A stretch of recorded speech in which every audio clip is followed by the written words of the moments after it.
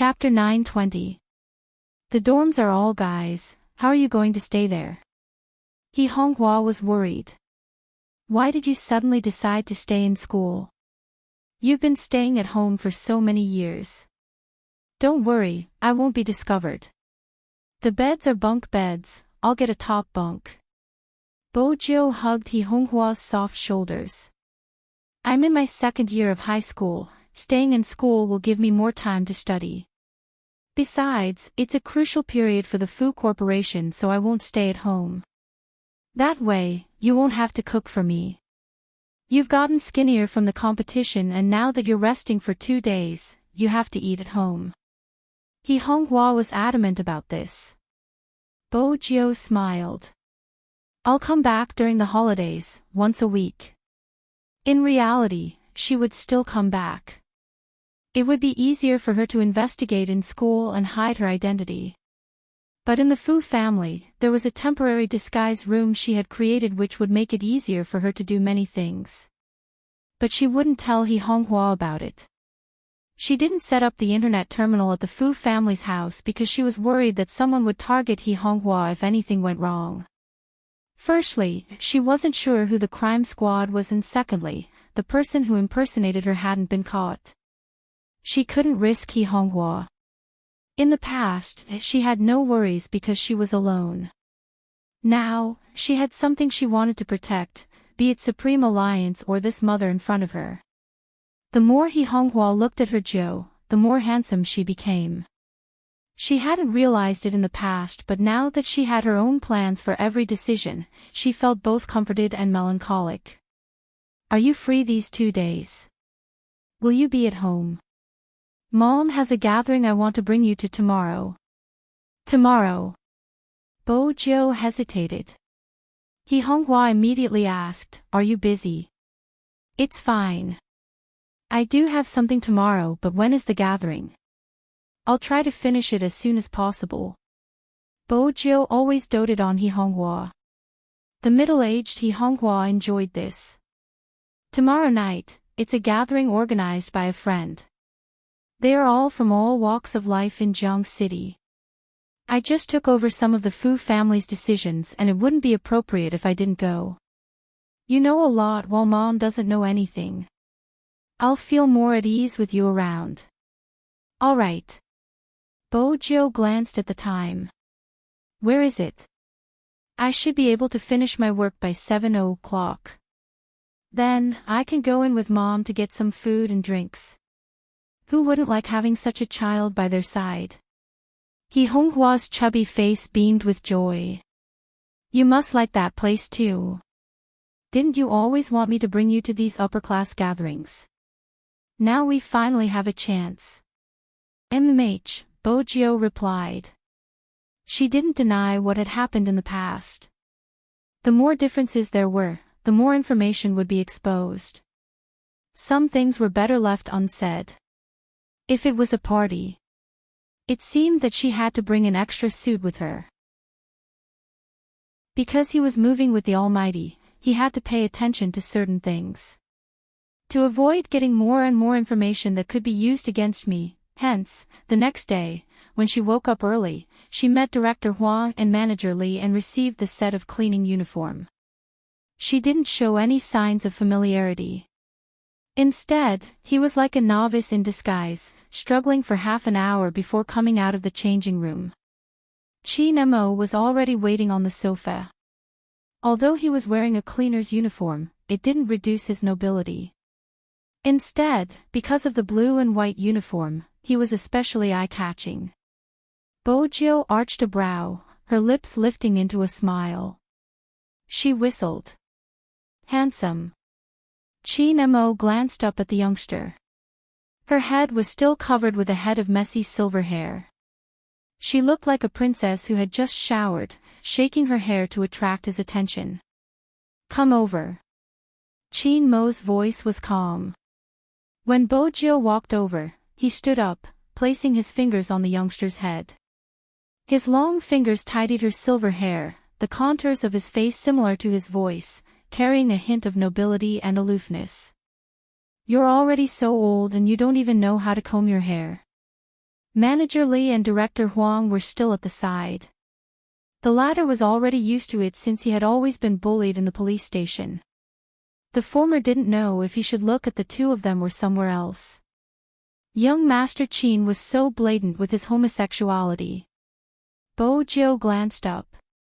She didn't think much of it since he was just combing her hair. Qin Mo didn't think much of it either. Wasn't it natural for him to do such things for the person he wanted to raise? Because they were so close to each other. Bo Jiu could see clearly that when the Almighty lowered his lids, his eyelashes were like black feathers. They swept over her, tempting her to reach out and touch them. The reason Qin Mo lowered his lids was because he was tidying someone's collar. Bo Jiu was different from Qin Mo, and it could be seen from the way they dressed. The youngster's style was always casual and cool. On the other hand, Qin Mo's clothes were straight and clean. With such a sense of abstinence, a thought would enter Bo Jiu's mind from time to time. She wasn't sure if she wouldn't be able to control herself and do something that would cause her endless trouble when she left. Bo Jiu adjusted her collar. Tight? Qin Mo asked. Bo Jiu replied, MMH. Qin Mo reached out, adjusting it slightly. Manager Lee coughed. Young Master Qin, Young Master Jiu, it's only 7 a.m. Do you want to have breakfast before heading over? It's fine, we'll be eating with our new colleague. Bo Jiu smiled, a hint of mischief in her voice. It's easier to get information at the dining table. Manager Lee. He hadn't expected young Master Qin to like this style. Besides, Manager Lee, you don't have to follow us, just find an ordinary employee from the Human Resources Department. Don't reveal our identities, the more clueless they are, the more natural they will be. Bo Jiu sat on the chair, bending down to tie her shoelaces. When she glanced up, she was already a refreshed cleaner. Both Qin Mo and Bo Jiu had made some changes to their appearances, basically to lower their attractiveness. Qin Mo's face was too handsome, it wasn't easy to change. They could only start with the hairstyle. They couldn't tell if it was green or blue, but it dyed the strands of hair in front, giving it a hint of non-mainstream appeal.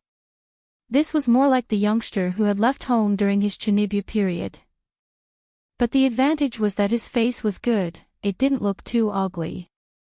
Most importantly, it could change his aura, especially Qin Mo's. This way, people wouldn't be resistant. The Jiang group treated their employees well, hence, the dormitory wasn't too bad. But this was Jiang City, where every inch of land was worth its weight in gold, so they couldn't expect it to be good. The rooms weren't facing the sun, most of them were from other places, and it was an old building that hadn't been demolished. There were all sorts of clothes hanging on the railings and the smell wasn't good. From the first floor to the second, there was the smell of mold. Bo Jiu wasn't bothered by her surroundings. She had assumed that a noble young master like the Almighty wouldn't be able to take it. But when she turned back, she realized that the Almighty's expression hadn't changed. He had blended in perfectly with the surroundings, just that he didn't speak much. He was as indifferent as ice to the employee who had brought them here, who was winking at him. That was when Bo Jiu remembered that the Almighty had mentioned that he had grown up in the military. Even if he had forgotten the days they had spent together, it should be true. Which meant that the Almighty had probably received special training. Bo Jiu smiled. That would be the year she had first crossed hands with the Almighty. It wasn't strange that she had been discovered. On the other hand, the employee's face turned cold when the handsome newcomer ignored her. He was just a migrant worker. She had seen plenty of arrogant people, but in the end, he had still succumbed to reality. Forget it, she didn't want to force him. This is the room. The employee stood outside the door with a key in her hand. There are 2 beds left, split them and see who sleeps. Just as the employee was speaking, a few men stood outside the door, washing up. The few men who were standing in the public area to wash up all looked over.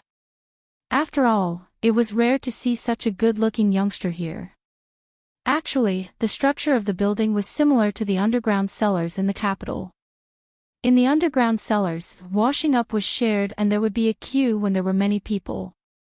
Manager, where did these two come from? One of the middle-aged men spat the mouthwash in his mouth into the sink. He glanced over and laughed heartily, carrying with him the warmth of a foreigner. He was probably from around here since his accent hadn't changed. Many people said that the city was developing too quickly and that people would become apathetic due to the pressure. However, this problem didn't exist for the middle-aged man who wanted to work and earn his hard-earned money. He was very passionate. The employee replied calmly, "They are temporary workers from outside and are in charge of cleaning. You can bring them along today and see if they are suitable." "Sure." "Oh right." The employee seemed to have thought of something, pointing towards Bojo's hair. "If you really want to keep them, make your hair color more normal. Our nightclub is different from the other nightclubs, we have high standards for our employees." Bojo didn't know that nightclubs regulated their employees' hairstyles. Jiang's management was rather interesting. "All right." The employee glanced over at Qin Mo. The employee glanced at Qin Mo again. Seeing that he didn't react, she couldn't be bothered with him and headed downstairs. No one in the tube-shaped apartment suspected Qin Mo and Bojo because of their daily behavior. But since they were new, there weren't many people who came over to talk. There were some who stayed in the same room. The middle-aged man walked towards Bojo with a basin. After taking 2 glances, he said with pity, "How old are you? Why are you working at such a young age? Why aren't you studying properly?" "Don't worry, big brother, I'm already an adult." Bojo smiled. "I'm just a little hungry. I've been away from home for a long time and I want to eat something hot." The middle-aged man immediately said, "Let's go in and put your things down. I'll introduce you to the people in the same room and then we'll go eat together. The canteen made big manta today, I'm sure you'll like it. She likes to eat everything." At this moment, Qin Mo spoke. His magnetic voice attracted the middle-aged man's attention. "Do you know each other?" Bojo smiled. "We came out to work together. There's no work at home." Her talent in imitating language was unparalleled. She had only heard a few sentences and she had already learned the intonation. The setting of a young internet addict that he had made up at the beginning was now useless. She might as well mix the truth with falsehood to make it easier for others to believe her. The middle-aged man heard Bojo's accent and felt closer to her. "That's right, there's no work at home. Come, these are the 2 beds, it's the same as some schools, bunk beds. The one beside you is also from our hometown. One of them doesn't have good hearing so he has to raise his voice when he speaks. The other one loves to drink and the last one doesn't live here anymore. I don't know where he got his money from but he will definitely bring us alcohol and cigarettes when he comes back." The big brother was really passionate towards Bojo and the others. In order to avoid suspicion, Bojo gave a brief explanation of everyone's situation. In reality, her focus was on the last one. Qin Mo glanced up and glanced at the bed with the half-folded blanket. The 2 of them exchanged glances. They had a tacit understanding. It's the weekend and everyone is working the whole day. He will definitely be back soon. You guys are in luck. The middle-aged man didn't know that it wasn't a matter of luck. Qin Mo and Bojo had chosen to sneak over today because they knew that everyone was working the whole day. The 2 of them were led to the canteen by the big brother. The canteen was extremely noisy. Fortunately, the phone the big brother was using was made in China and the volume was very loud. The moment he glanced up, he saw Qin Mo and Bojo's target. Zhao Debao. Zhao Debao was tall and sturdy. If Bojo and Qin Mo hadn't come, he would have been the youngest cleaner. He was eating his mantu in big mouthfuls when he saw 2 unfamiliar faces. He frowned. Chi Nemo took note of her reaction. They are on guard. Their first reaction is to suspect us. That was why one shouldn't provoke a psychologist. Subtle expressions could read one's mind. Zhao Debao was actually afraid, but he felt that even if the police were to investigate, they wouldn't be able to trace it back to a cleaner like him. But the supplier warned them to be more vigilant. These two, the big brother replied passionately, we are from the same hometown. There isn't much work at home, so we came out to earn some money. They came to Jiang City to earn money at such a young age. Zhao Sanbao sized up the two of them. Bo Jiao and Qin Mo allowed him to size them up. The former scratched her head in embarrassment. She didn't take the initiative to speak to Zhao Sanbao. Instead, she asked the middle-aged man, Big brother, where do we get the mantu? My cousin and I are about to starve to death. Zhao Sanbao had his own thoughts. If there was someone here who would listen to him completely, he would be able to release the mantu from the other washrooms at the same time. The two of them didn't seem to be a problem. It would be better to rope them in after some time. With that in mind, Zhao Sanbao took out his food card. I have mantu, you don't have a food card. Take it, Brother Zhao is treating you. This. Bo Jiao glanced at the food card but didn't take it. Brother Zhao is giving it to you, just take it. The big brother was always enthusiastic. Chapter 921. 700 to 800 a day. Is there really such a good business? Bo Jiao's eyes lit up, but she was still hesitant. That's impossible. Zhao Sanbao knew that the two of them were inexperienced. The more inexperienced they were, the easier it would be for them to help him. Why is it impossible? Brother Zhao will tell you the truth, he sells cigarettes and earns the difference in price. Cigarettes? Bo Jiao lowered her lids, a smile on her face. We'll follow Brother Zhao from now on. Sure, sure. Zhao Sanbao also had other reasons for using these two people. Recently, the police had been too strict. It was relatively safer to let these two people stand guard. The most important thing was that if there was any sudden inspection, he could let these two people stand guard for him and let them carry the goods. If the situation was not right, he could still escape. At 1:30 p.m., Zhao Sanbao found someone to cover for him. He brought the two of them out of the shop. This was the perfect time to take the goods because there would be a cleaning at 6 p.m. He could take the opportunity to place more goods. It had to be said. The drug dealers at the bottom of the hierarchy would always choose places that no one would expect. In an alley near Yisei, there were many people coming and going. All kinds of people were from other places who came here to work. It was a temporary factory that was still under construction. On the right was a makeshift house. Zhao Sanbao didn't allow them to follow. Wait here. Okay, Brother Zhao, Bo Jiao replied. The two of them looked at Zhao Sanbao's back as he left, then looked at each other. Cousin, do you have a lighter and cigarettes? Qi Nemo knew she had something to say. Qi Nemo knew she had something to say. He took out a pack of cigarettes and placed one between his lips. He took out a pack of cigarettes and put a cigarette between his lips. It was windy. Bo Jiao lowered her body and leaned over. It's not a small place, but it should be their distribution department. MMH, Qi Nemo replied, watching as the youngster lit the cigarette. His voice was calm. You know quite a lot. MMH, Qin Mo replied. He watched as the youngster lit his cigarette and said faintly, you know quite a lot. Bo Jiao paused and laughed. I'm smart and handsome. At this moment, Qin Mo wouldn't ask too much about it. They had a basic tacit understanding. They would first deal with the outside before dealing with the inside. He threw us here to test us.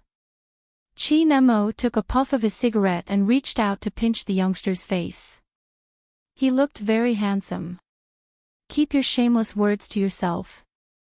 Bojo didn't expect her face to be pinched. She held the cigarette in her mouth in a daze. Then she arched a brow and reached out to rub her face. The two men did not call or inform anyone that they were there. It was because the angle they were standing at was facing the glass window of the simple room. This made it easy for the people inside to observe the people outside. Zhao Sanbao definitely wouldn't let them stand in this position casually. As expected.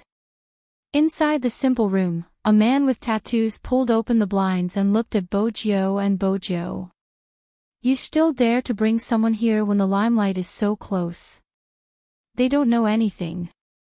They're just two country bumpkins who have never seen the world. They can't imagine what we're doing. Also, look at their outfits. They're so young. They can't be police. The tattooed man narrowed his eyes and put on his mask. He didn't say anything else. Unbeknownst to them, their conversation was being broadcasted to the crime squad. Zhao Sanbao would never have expected Bojo to plant a small listening device on him the moment they first met.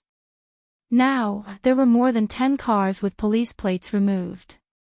They were waiting for the right time to act.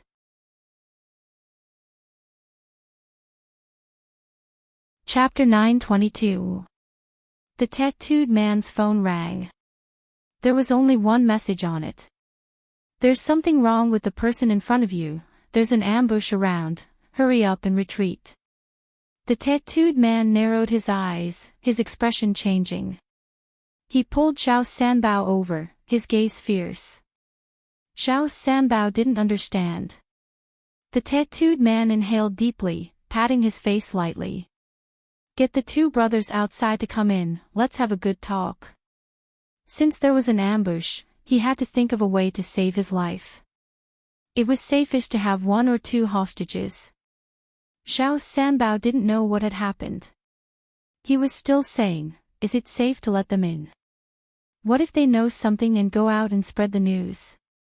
Go get them. At this moment, the tattooed man didn't think Zhao Sanbao was being considerate. Instead, he felt that there was something wrong with his identity, which was why he didn't want innocent people to be implicated. Zhao Sanbao didn't mind, he walked out and waved towards them. Chi Nemo threw the cigarette but into the rubbish bin, his voice calm. There's something wrong. Indeed. Bojo's gaze dimmed. The two of them stuffed a hand into their pockets, walking through the sand, looking suave. Zhao Sanbao was still thinking about how to get the goods. He hadn't expected his two underlings to enter. Someone locked the door behind them. Ka-cha. The tattooed man glanced up at the three of them, his gaze sending a chill down Zhao Sanbao's spine. Brother Long, this is... Before Zhao Sanbao could finish his sentence, the tattooed man whipped out a gun, causing his face to turn pale. Brother Long, the tattooed man was still wearing a mask, speaking slowly. There's something wrong with one of you. Zhao Sanbao instinctively turned towards Bojo and the others. Brother Long, I'm stupid, I really didn't expect them to be suspicious. The person I'm talking about. The tattooed man raised his hand. You. Zhao Sanbao's legs turned to jelly when the gun was pointed at him. When he had been transporting the drugs, he hadn't considered the possibility of being devoured by the evil dragon. Brother Long, how could there be a problem with me? The tattooed man didn't listen to him at all. He said coldly, search him. Yes. The person next to him pressed Zhao Sanbao against the wall and scanned his body with a seemingly simple but professional metal scanning device. Beep beep beep, when the voice rang out, Zhao Sanbao had no idea what was going on. What is this? The tattooed man's eyes turned cold. And you say you're fine. There was a cracking sound. His shoes trampled over it heavily. Listen to me, Brother Long, you, Bang! Before Zhao Sanbao could finish his words, the bullet directly pierced through his chest. It was as if killing a person was nothing to the tattooed man. However, he did not want to make a move here. After all, this was not the Golden Triangle. It would be very troublesome to be targeted by the police. However, Zhao Sanbao had been in contact with him for too long. If he had really been bribed by the police and revealed his information, it would not be safe. It was better to kill him. At this moment, Bo Jiao and Qin Mo didn't move. They were like two inexperienced kids who were shocked by the situation in front of them. "Boss, what do we do after we catch them?" the person at the side asked. "What about the two of them?" The tattooed man wiped his gun. "Scan them too. See if there are any problems." "Yes." When the scanner slid past Bojo, Qin Mo's gaze wavered slightly. "Boss, there's nothing." "Boss, there's nothing." "Nothing." Even Qin Mo arched a brow and looked towards the youngster. No one else could see their exchange of glances. Bojo lowered her head. She didn't say a word, but the smile that covered her trembling lips showed that she had been prepared for this. That's right, the tapping device on her body had already been transferred to the underling when he pushed her into the room. And without anyone noticing, the tattooed man glanced at Zhao Sanbao, who was lying on the ground. "Carry this person out. Lock the two of them up as hostages. There are police outside. They can be used as life-saving amulets." If the tattooed man had seen Qin Mo before, he would never have made such a decision. He would never make such a decision. Instead, he would just raise his gun and kill him. It was a pity he didn't know how difficult it was to deal with the two people he had decided to tie up. The Key Case Investigation Unit saw everything that happened here, including the gunshot. At this moment, none of the crime squad members had reacted as deeply as Director Huang. How had he noticed something was wrong? And it was Qin Mo who had thrown out the bait. When Qin Mo and the others had just arrived, they had sent him a message, asking him to create an identity for Zhao Sanbao and announce it to everyone, saying that he was a police informant. The news had only been out for a short period of time and the other party had already found out about their actions. What did that mean? It meant that everything was as Qin Mo had said. There was a problem in the crime squad. Director Huang's gaze dimmed. His mood wasn't good enough. At this moment, the newly arrived criminologist was still boasting, "Now that there's a problem with the informant, it's enough to show how cruel the drug trafficker is. I'll ask my friend in America to investigate his background." However, based on the analysis of his behavior, a typical local wouldn't be so cruel. He looks like a desperado, so we must not let him escape. As for the two hostages, go and check if they're really innocent. Who knows, it might be a trick played by the other party. Director Huang bolted upright. We have to ensure the safety of the hostages, everything else is a small matter. Are you saying that such a huge drug trafficking case is a small matter? The psychologist questioned before raising his hands. I understand. We have to protect them first, let's talk about the rescue plan. Director Huang knew that he wasn't on the same wavelength as the foreigner, hence, he alighted from the command car, heading towards the scene. In the simple house, Qin Mo and Bo Jiao were tied together with a rope. Their legs weren't tied because they still had to be brought along. Boss, what should we do? Are there policemen everywhere? One of them seemed to be panicking. The tattooed man raised his gun, leaning against the window as he watched the commotion outside, his lips curling into a vicious smile. Get a megaphone, we can negotiate with them. The man obeyed, his palms sweating due to his nervousness. What are you afraid of? Don't you know how many bombs are buried around here? A vicious glint flashed past the tattooed man's eyes. We'll blow up anyone who enters. Bojo and Chin Mo, who were tied together, glanced down. They seemed to have a telepathic connection. Their gazes were in the same direction. It was a small remote control on the table.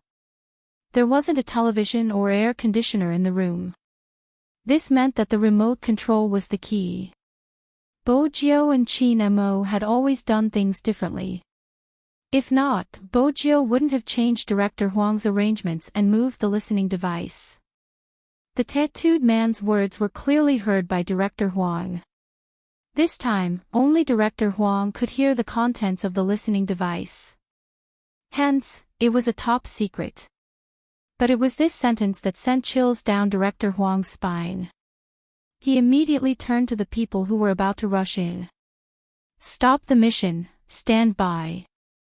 What's the situation?" "Director Huang, we have to hurry to save the hostages and catch the culprit. Time is of the essence." The new criminologist was dressed in a suit, looking out of place. Director Huang knew that there was a spy in the crime squad, but he couldn't reveal the fact that there were bombs in the construction site. Because once he revealed it, the other party would suspect young Master Qin and the youngster's identity. If they were hostages, there wouldn't be any danger. But if they were from the police, the tattooed man would definitely kill one of them. But if they didn't say anything, how were they going to start the rescue?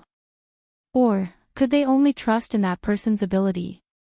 They weren't sure where the bombs were buried. But there were more than 30 workers at the construction site.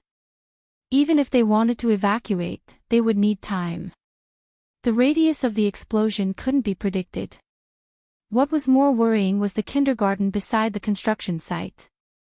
Director Huang reached out to grab the few strands of hair he had left. "Report to the higher-ups, it's classified, I'll report the current situation to General Qin." They had to send the special forces over. Then they would choose a long-range kill. They needed a sniper. However, before Director Huang could pick up his phone, a Special Forces soldier dressed in camouflage jumped down from a Land Rover, carrying a long black bag on his back. "Director Huang. You are..." Director Huang couldn't remember such a person. The Special Forces soldier was a man of few words. "Art Wolf, young Master Qin sent me over, I think Director Huang needs a sniper." With that, he reached his hand out, allowing Director Huang to take a look at his unit number. It was the lightning symbol. Only those in high positions would know what it meant. It was the symbol of the International Special Forces. Why was it here? Director Huang straightened his back, wanting to explain the situation. Aardwolf glanced sideways and said in a calm tone, "I already know. I need you guys to lure the other party to the window during the negotiation. However, it depends on the situation. Young Master Qin said that this person is a very important breakthrough point. Try to capture him alive. I will act according to the situation." With that, Aardwolf tore open the bag. It was an inch-caliber sniper rifle. Under ideal circumstances, it could shoot a human head at a distance of 2,000 meters without any adjustments. "Give the order." Director Huang, who had been robbed of the chance to speak, finally believed that Qin Mo had sent them over. But more importantly, how did he know the drug dealers were negotiating with the police? Aardwolf frowned, placing the rifle down. "The window is too small, it will be difficult to stop them, we might not be able to kill them."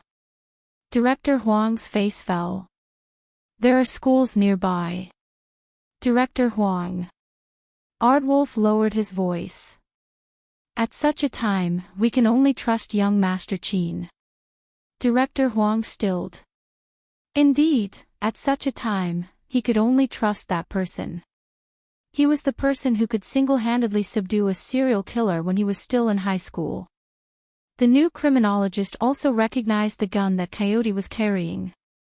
At this moment, he was much quieter. Hence, he became much quieter as he realized something wasn't right. It was obvious that his realization had come a little late. No one in the simple house cared about the two people who were trembling in fear. The tattooed man had a total of 5 subordinates, all of them moving the goods and money. Be it the money or goods, it was a staggering amount. They were packed in luggage, piling on top of each other. Hence, they wouldn't notice the blade protruding from Bojo's sleeves. The blade was small, but it was useful in such a situation. The only person who noticed the youngster's movements was Chin Mo. Both of them had a tacit understanding. The moment Bojo moved, Chin Mo's long legs bent over, blocking her perfectly. Even if someone glanced over, they would see Chin Mo and not Bojo's movements. To Bojo, handcuffs were more convenient than ropes. After all, in such an era, few people would use ropes to tie people up. Simply put, she was good with machinery. Returning to the most primitive method required some time. Chin Mo took one look at the youngster's expression and knew she wasn't good with it. He moved his fingers, signaling for her to pass the blade to him. Bojo arched a brow. They touched. Strangely, when the blade was in the Almighty's hands, sparks seemed to fly.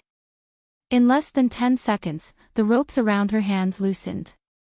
The two of them didn't stand up immediately after regaining their freedom. Chin Mo swept a glance at the two men holding the rifle before his gaze landed on the remote control. Bojo nodded. The next moment, they stood up simultaneously. The person closest to them was about to raise his gun when Chin Mo swept his long legs and leaned forward.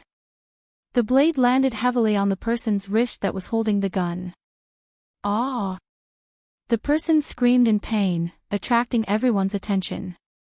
The other man also raised his gun, but it was too late.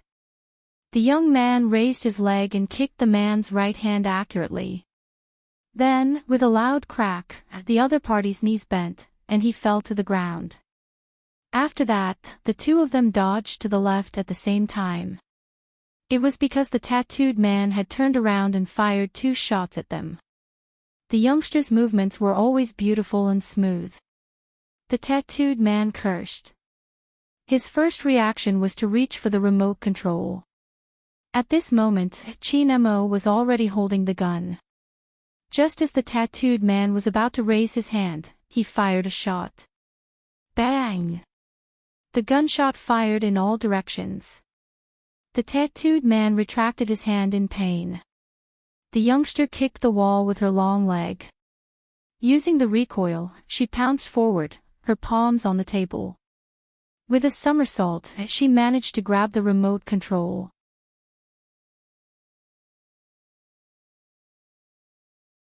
Chapter 9:23. There was a loud swoosh. It came from the blade in Chin Mo's hand. When it flew out, it was bound to cut his fingers. Otherwise, there wouldn't be a point of impact. But it was the wrist that was holding the gun that was cut. Ah! A painful cry rang out. The two men held on to their right hands. Just as they were about to raise their guns again, Chin Mo's gun was pointed at the tattooed man. Chin Mo's gun was already aimed at the tattooed man on the ground. He stood there, his left hand holding the gun. His right hand was dangling, blood dripping from his fingertips. However, this didn't affect his unique nobility. You don't want your boss to live. They were just 2 underlings after all. The moment they saw their boss being pointed at with a gun, they froze on the spot. The tattooed man clenched his teeth tightly. Even the remote control had fallen into the hands of the other party. This matter had cut off his last path of escape. His face was filled with unwillingness and hostility. Who exactly are you? Be it the youngster's skills or that beautiful flying knife, it wasn't something an ordinary person could do. They weren't even policemen. The tattooed man hadn't expected to land in someone's hands. He had been living a carefree life for so many years and had never suffered a setback. Moreover, he was in a continent with such low efficiency. Even though it was difficult for them to move the goods in terms of safety, in terms of skills and setup, as long as it wasn't the special forces, no one would be able to do anything to them. Outside the simple room, Director Huang was still worried. He could still hear sounds a moment ago, but after the gunshot, there must have been a problem with the listening device, as all he could hear was the sound of gunshots. But he had forgotten that they had a sniper. Aardwolf saw everything through the hole, calmly placing his gun down. Young Master Qin has gotten the remote control, the drug traffickers are under control. Director Huang, give the order. Director Huang stilled. A second ago, he had been restless, thinking about how to mediate the crowd and minimize the damage. This second, his emotions were indescribable. How strong were the two youngsters to be able to survive in such a short period of time? Director Huang didn't waste any time, giving the order immediately. The crime squad members split into two groups, rushing into the simple room. Aardwolf, who had set up his sniper rifle, had already left the scene, as if he had never been there. In the Land Rover, the man with the code name Magician wasn't in disguise today. He was dressed in military camouflage and looked extremely handsome. Where's young master? I'm fine. Aardwolf's answer had always been concise. Magician pursed his lips. I say, can't you say something more? For example, what's the situation with young master? Do we need to follow up, or? Coyote glanced at him and interrupted, retreat. Don't even think about marrying a wife like this. Aardwolf reacted to Magician's words. He hesitated for a moment and decided to gossip. Young master is with that boy. Which boy? Fatty, who was sitting at the back of the car, straightened his back. If he didn't stick his head out, no one would be able to tell that he looked different in his military uniform. Aardwolf glanced at the crowd with his indescribable eyes. That boy. Everyone understood this sentence. Fatty's neck stiffened. It can't be, young master has already shown off his love to such an extent that he's even bringing little Spade when he's doing business. The atmosphere in the car was too quiet. After all, none of them had expected that the first person to be single would be their boss. Wasn't that desireless man destined to become a monk? They had originally thought that even if they weren't at the starting line, they would at least be better than their boss in terms of finding a wife. What was going on? Was young master really moved? On this side, the few old men were still sighing about the impermanence of the world.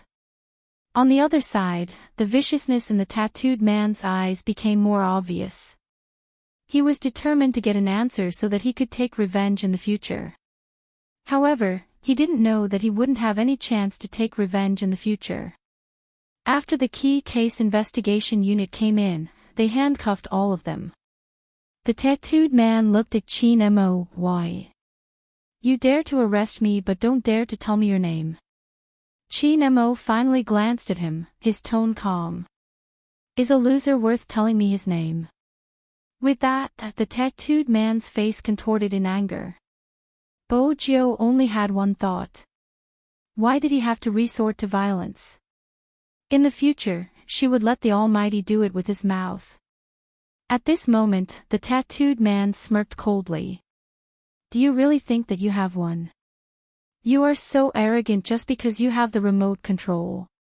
Go tell your superior to release me immediately, otherwise, someone will blow this place up in half an hour.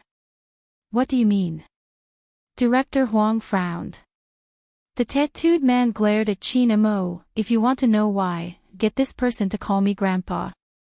You. Director Huang had never seen such an arrogant criminal.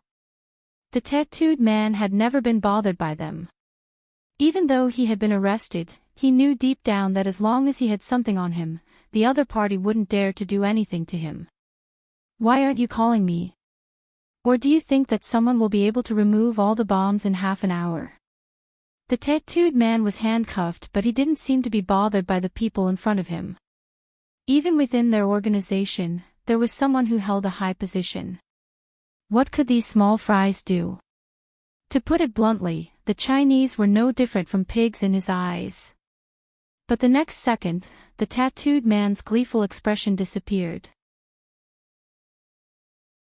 It wasn't because of anything else but the silver-haired youngster's light chuckle. It's just a remote control software and you want the Almighty to call you Grandpa. As expected, losers like to dream. With that, the tattooed man turned abruptly. The youngster had already removed the remote control. She was looking at him with a dark gaze, as though the malice in her eyes was stronger than his. But even so, the tattooed man wasn't completely afraid. You found out.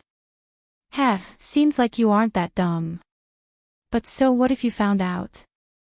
This activation software isn't something that can be easily deciphered. Is that so? Bojo stood up, stuffing a hand into her pocket. She glanced at him and smiled. That's a pity, I was fortunate enough to be one of the people who could decipher it. What? The tattooed man's expression changed, his eyes narrowing. His first reaction was disbelief. How was that possible? The program was created by that person. Unless he was one of the top 5 hackers in the world, it wouldn't be possible to decipher it. Huang, do you have a notebook? Bojo hesitated for a long while before deciding to call Director Huang. She didn't call him little because she wanted to save Director Huang some face since there were so many people watching. Director Huang didn't seem to feel that the youngster was saving his face. He coughed heavily, his voice rough. Are you really confident? Director Huang had his considerations.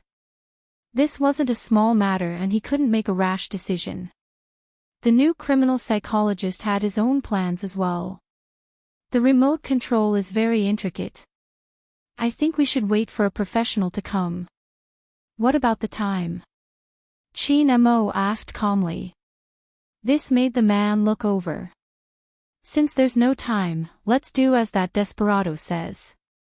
Mister, you probably don't understand, but I'm an expert in psychology. People like him will really do what they say, because in his eyes, human lives are nothing. It seems like there's someone who understands the situation. The tattooed man's lips lifted in delight. That makes things easier. Chin Mo didn't even glance over, turning towards Director Huang. Notebook. Director Huang gritted his teeth. I'll send it over right away. Smith, who was dressed in a suit, was annoyed. Sir, did you hear what I said? I said, I know a little about psychology. Chin Mo interrupted him. This is China, my country. Do you think it's possible for my first criminal to come and leave so arrogantly? Mr. Smith, you probably don't know who I am, but there's a saying in China that you might be familiar with. With that, Chin Mo glanced up, his voice calm but piercing. Those who offend China will be punished no matter how far they are. Smith choked on his words and didn't say anything. The people standing around were all Wuxia natives. Who didn't have some hot-blooded manliness? How could they let him go just like that? If they didn't take a gamble, they would be letting down their clothes. At this moment, Director Huang had a backbone. No matter what Mr. Smith said, he would treat it as bullsh*t. Smith didn't know what else to say. More importantly, the other party knew who he was, but he hadn't received any information about him. Bojo swept him a glance. Once she returned to the Fifth Avenue, the first person she would harass had to be Smith. That's right, Bojo knew the expert in front of her. Smith hadn't even seen her once since they started fighting. How dare he claim to know her? What was even more unbelievable was that he had even mentioned psychology in front of the Almighty. This kid was really asking for trouble. Wasn't he going to rebuke him? Bojo chuckled lightly, taking a notebook from the crime squad. Her light laughter made the tattooed man's palms sweat uncontrollably. Ka-cha. Who knew what the youngster was thinking? She tilted her head and lit a cigarette. Just as everyone was looking over, Bojo made a new move. The metallic lighter transformed into another form when the youngster lit the cigarette. The USB port was plugged into the laptop. "Isn't that a lighter?" Director Huang asked curiously. Bojo passed the cigarette to him and smiled devilishly. "It's a lighter, but it can be used as a USB drive when necessary." Director Huang was in disbelief. He glanced down at the thing that didn't look like a USB drive at all. The intricate patterns extended into the shape of a dragon and snake, giving off an indescribable aura. Where did this ninth young master get his hands on it? But this wasn't the time to be curious. More importantly, he had to use the remote to hack into the other party's computer and destroy the software used to control the bomb. That was the only way for everything to be safe. But could young Master Joe really do it? Director Huang had heard many ridiculous stories about the youngster in the past. One of the stories was about how the youngster had been sent to the hospital after chasing a man. Director Huang felt uneasy. No one knew what the outcome would be. Time was still moving. This meant that danger was approaching. "It's useless. Do you think you can just find anyone who knows how to run a computer?" The tattooed man's voice rose. Click, click, click. The rhythmic tapping of the keyboard seemed to be used to shut him up. It was extremely fast. It was so fast that the youngster couldn't even see the words on the screen. Countless chat boxes opened at the same time, as though they were working on something. The youngster continued to type while explaining, "The program will leave traces of the other party's IP address. Use the surrounding computers to help me find them." Why? How? Director Huang had never seen anyone operate in such a manner, even as the director of the crime squad. The youngster lowered his lids. When his silver hair fell down, the corners of his lips curled up, revealing his canine teeth. "It's simple. The speed of a computer depends on its operating memory. Take out all the memory and use it together.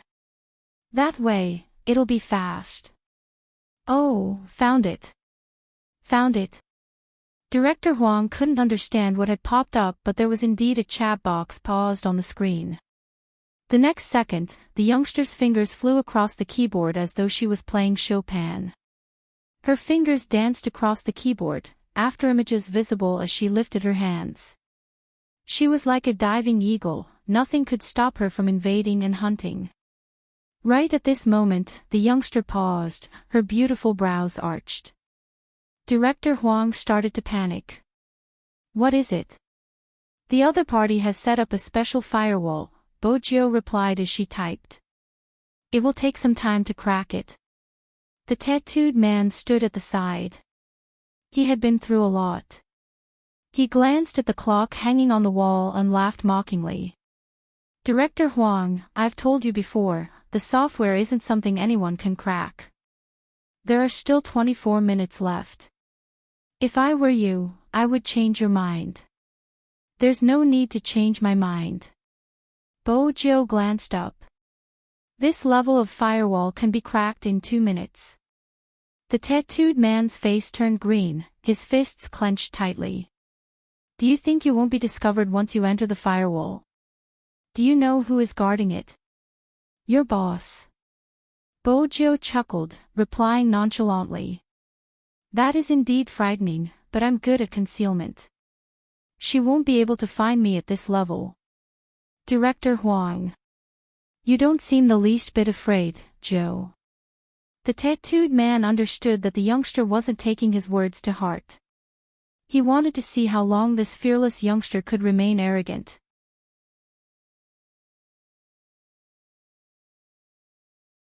Chapter 924. The atmosphere in the simple room became especially tense with the sound of the keyboard. It was like a race against time. Everyone knew that the most important thing to do in order to infiltrate the other party's computer was to finish what they wanted to do before the other party noticed. Which meant that she had to be fast. Not only did she have to be fast, but she also had to avoid the trap set up by the firewall. Director Huang watched as the youngster's fingers changed positions continuously.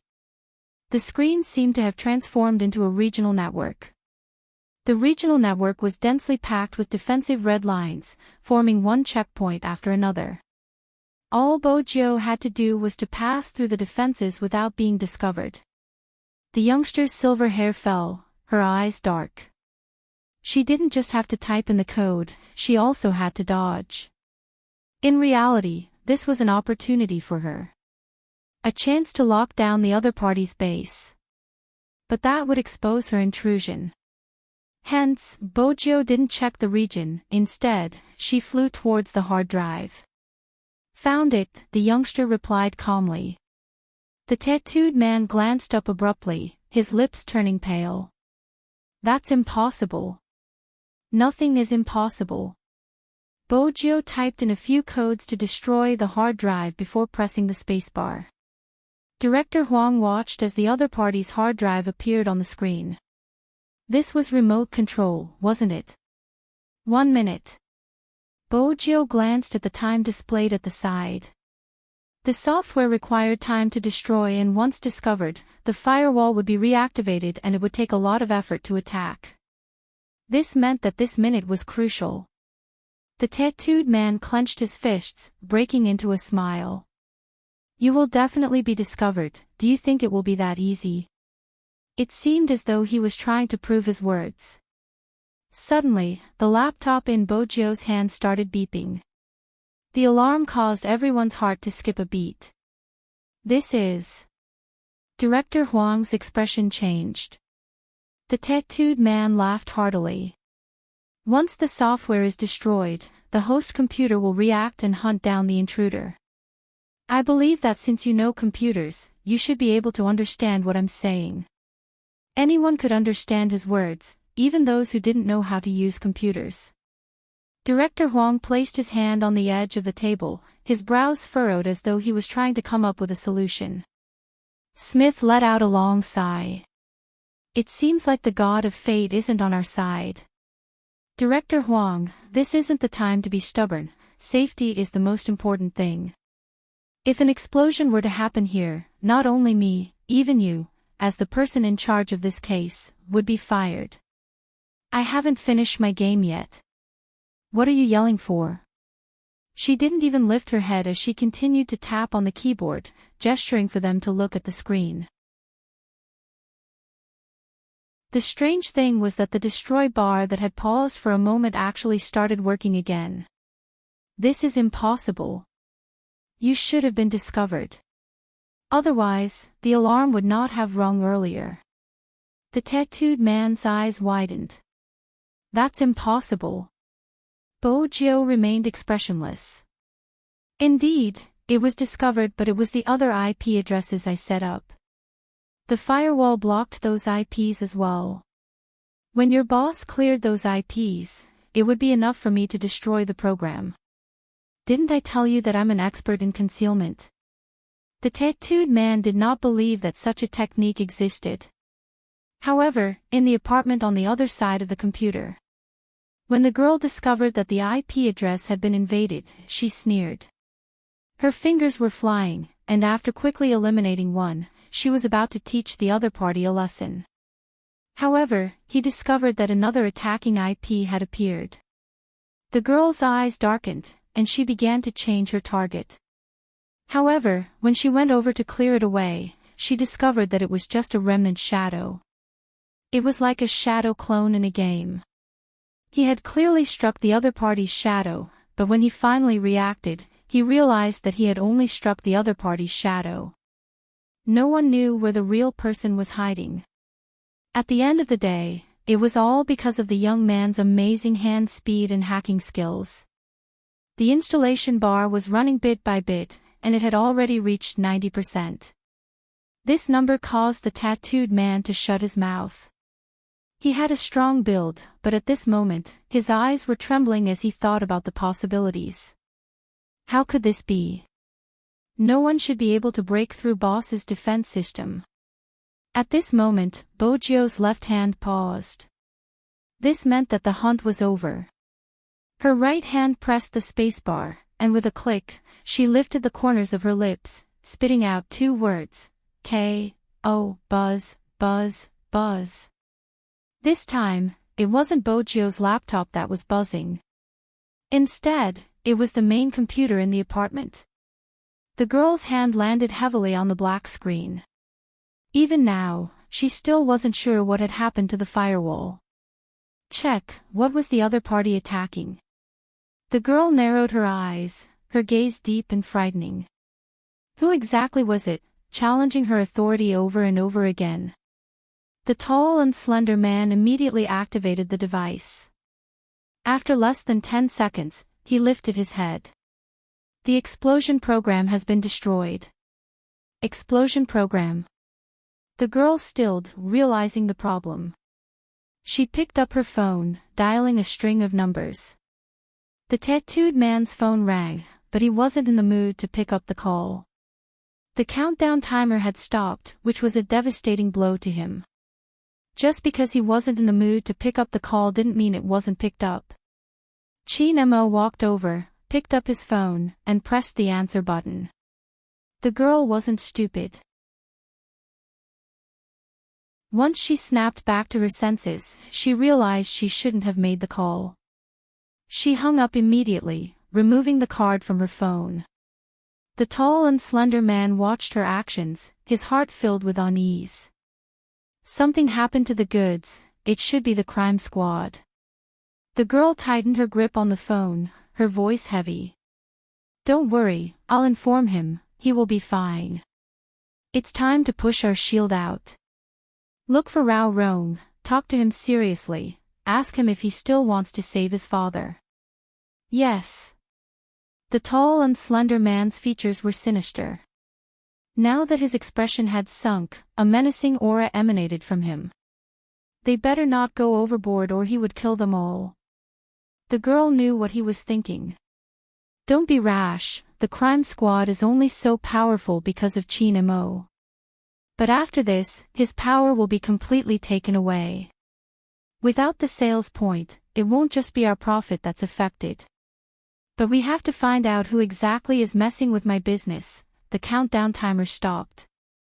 Inside the simple room, the tattooed man glared at Bojio. Who exactly are you? A high school student. The youngster stood up, stuffing a hand into her pocket, a devilish smile on her face. You don't have to call me Grandpa, Daddy will be teaching you a lesson for free. You. The tattooed man's face contorted when he heard the term Daddy. He wanted to retaliate but was stopped by the crime squad members behind him, pulling him into the police car. At this moment, Smith seemed to be in deep thought. Bojio paused for a moment. She thought that the other party had some information about her and would suspect her. Unexpectedly, he laughed, looking at her. You are really lucky, Z definitely isn't on the other side of the firewall. If he was there, you would have been caught long ago. But luck is also a part of victory. I wonder if you are interested in joining us and becoming one of my subordinates. Smith wasn't bad looking with his blue eyes. He looked at her affectionately since he was a fan of Oriental dolls. In his eyes, Bojio's looks were flawless. He believed that no one would reject such a good offer. Bojio stretched lazily, her voice calm. I'm not interested. With that, she reached out to grab his wrist. She lowered her head, looking at something. Needless to say, it was definitely a wound. Smith arched a brow in surprise. You probably don't know who I am or where I came from.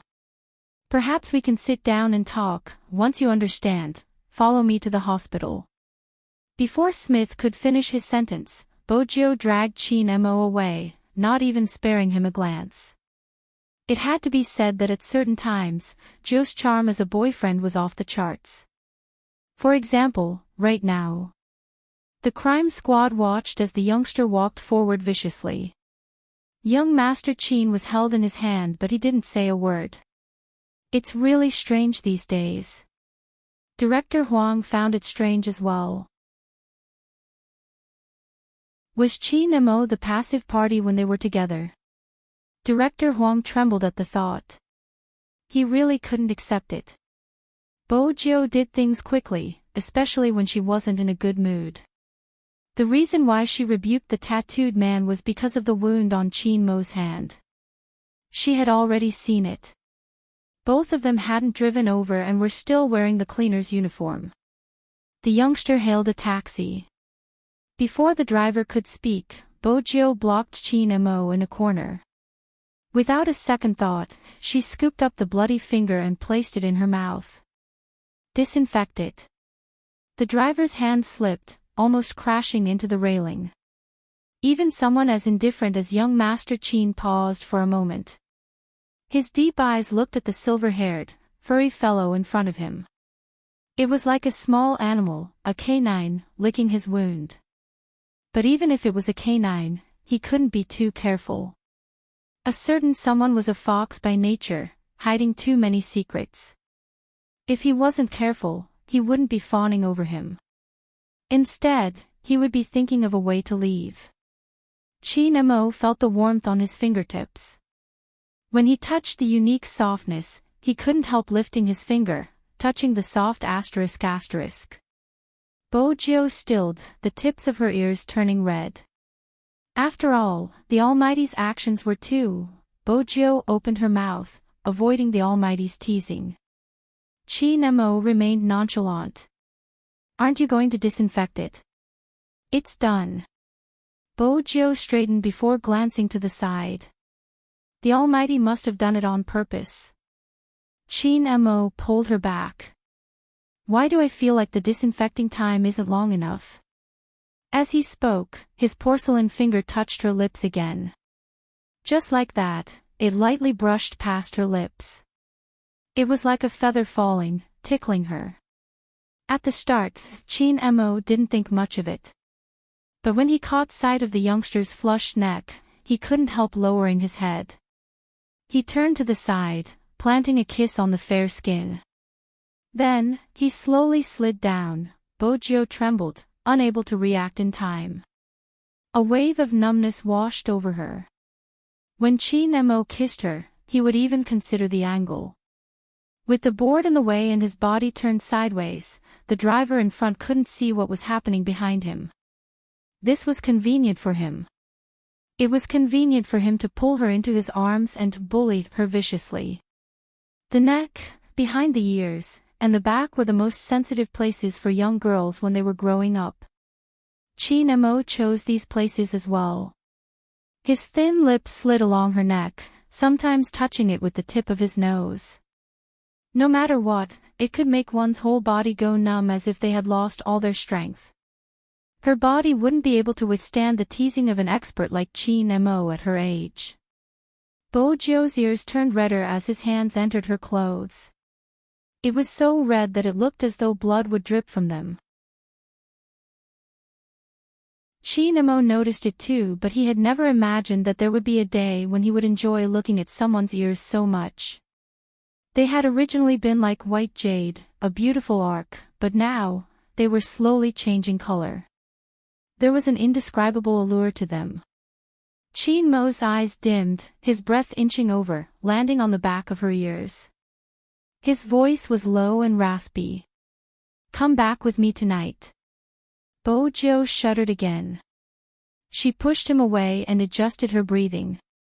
The Almighty was using his charm, she couldn't fall for it. The warmth in Chin Mo's eyes was extinguished a little as he watched her actions. Then he heard the youngster say, "Not tonight, I have something to do later." His deep eyes turned towards Bojo, his gaze deepening. All right.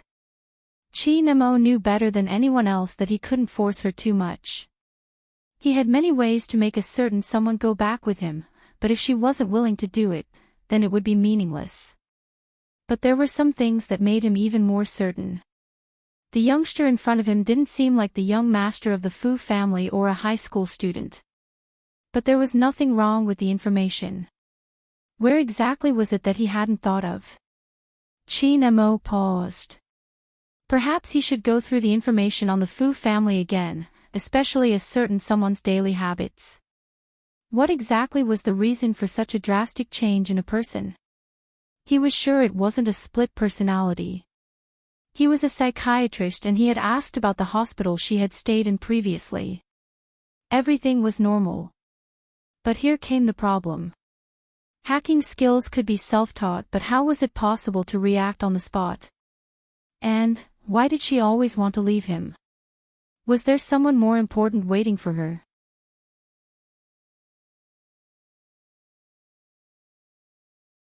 Chapter 9:25. The moment they alighted, Bojio's boyfriend Aura returned. The doctor glanced up for the third time. It's a small injury, there's no need to stay in the hospital. Just make sure it doesn't come into contact with water. The doctor wanted to tell her that it was just a cut and there wasn't a need to come to the hospital. Bojio was finally convinced, but at this moment, she paused and glanced up. He is a professional sports player and his hand is important to him. Do you want to take a scan to check his wrist? If you insist. The doctor didn't think there was a need, but the family member had requested for a scan. But why was there such a dumb person? It was just an external injury and they wanted a scan. The doctor shook his head. Chin-mo reached out to take the pen from the doctor's hand, his voice calm. There's no need, just prescribe some medicine for external injuries. The doctor let out a long sigh. Fortunately, this person still had some sense.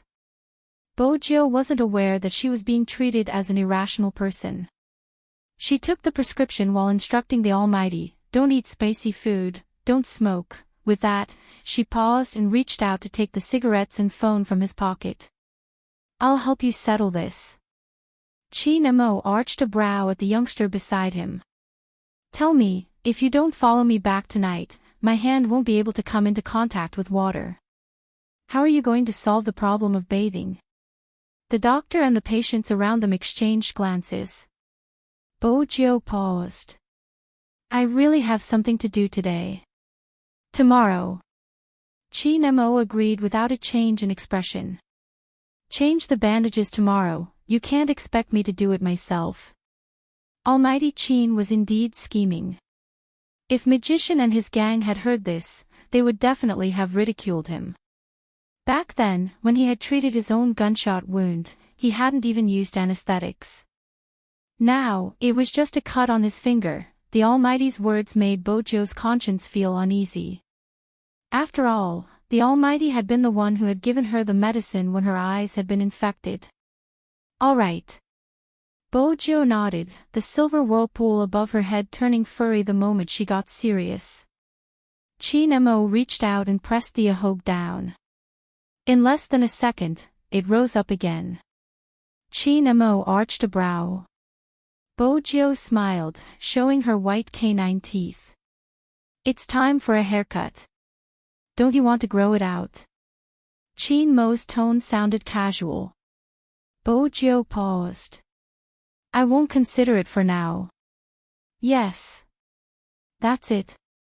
Bojio couldn't see anything from the Almighty's attitude. However, there was one thing that she was very clear about. All of her actions today were basically exposing herself. Smith's arrogance prevented him from picking up any other information. But the Almighty was not Smith. Not a single detail was left out in front of him. Her victory was in the aspect of rebirth. But Bojio knew that even this link was slowly collapsing. The Almighty was too smart. So many times, he had suspected her.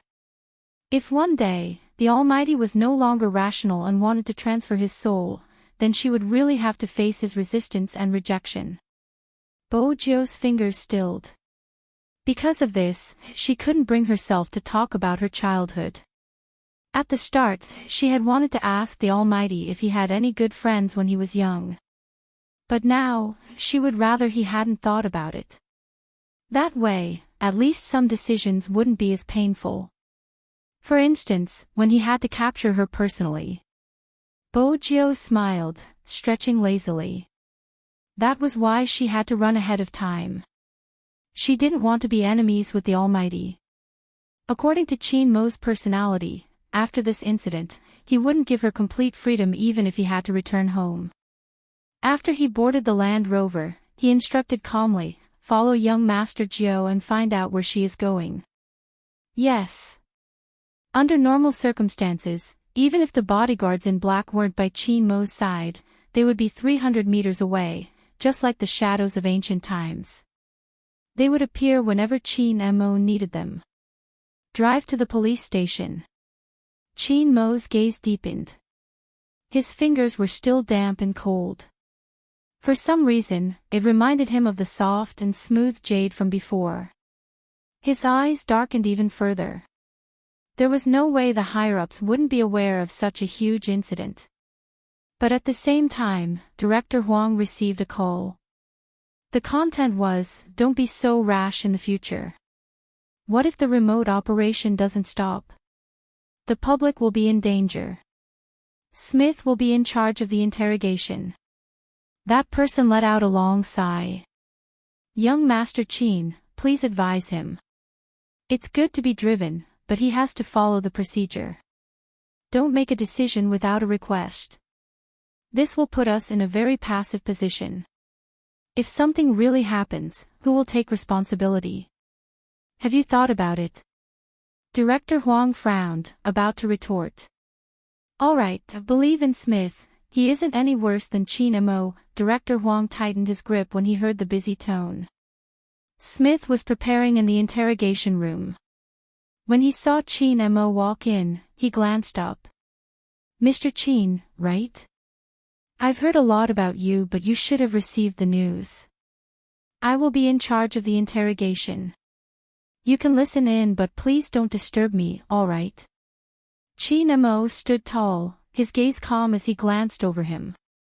Instead of answering, he asked, have you fought many times with Z? Of course. Smith wasn't someone who showed off his abilities, he knew how to restrain himself. I'm from the Fifth Avenue, everyone knows that's Z's home ground. It's hard not to fight with her. Is that so? Qin Mo lowered his body. Has she been to Jiang City before? Smith chuckled. Mr. Qin, have you forgotten? Z is in Jiang City right now. Qin Mo replied, I meant in the past. Of course not. Smith arched a brow. That's all you want to ask. His tone sounded as though Qin Mo was asking a stupid question. Qin Mo glanced at him. I have many questions. For example.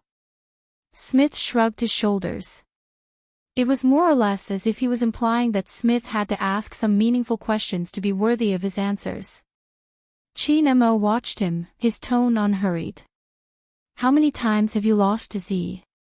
Smith, if one had to use a word to describe Smith's current reaction, it would be as if someone had stabbed him in the chest with a knife. It was really painful. Even the expression on his face was rejecting such a question. Qin Mo replied nonchalantly, it doesn't seem easy to answer, but I've studied psychology before. From your reaction, I don't think you've won even once. This time, Smith froze. He cursed and wanted to argue with Qin Mo, but Qin Mo didn't say a word. Instead, he turned to Qin Mo and cursed.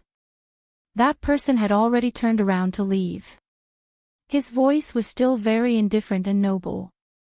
With your level, it is indeed so. The interrogation must have been tiring. Bang!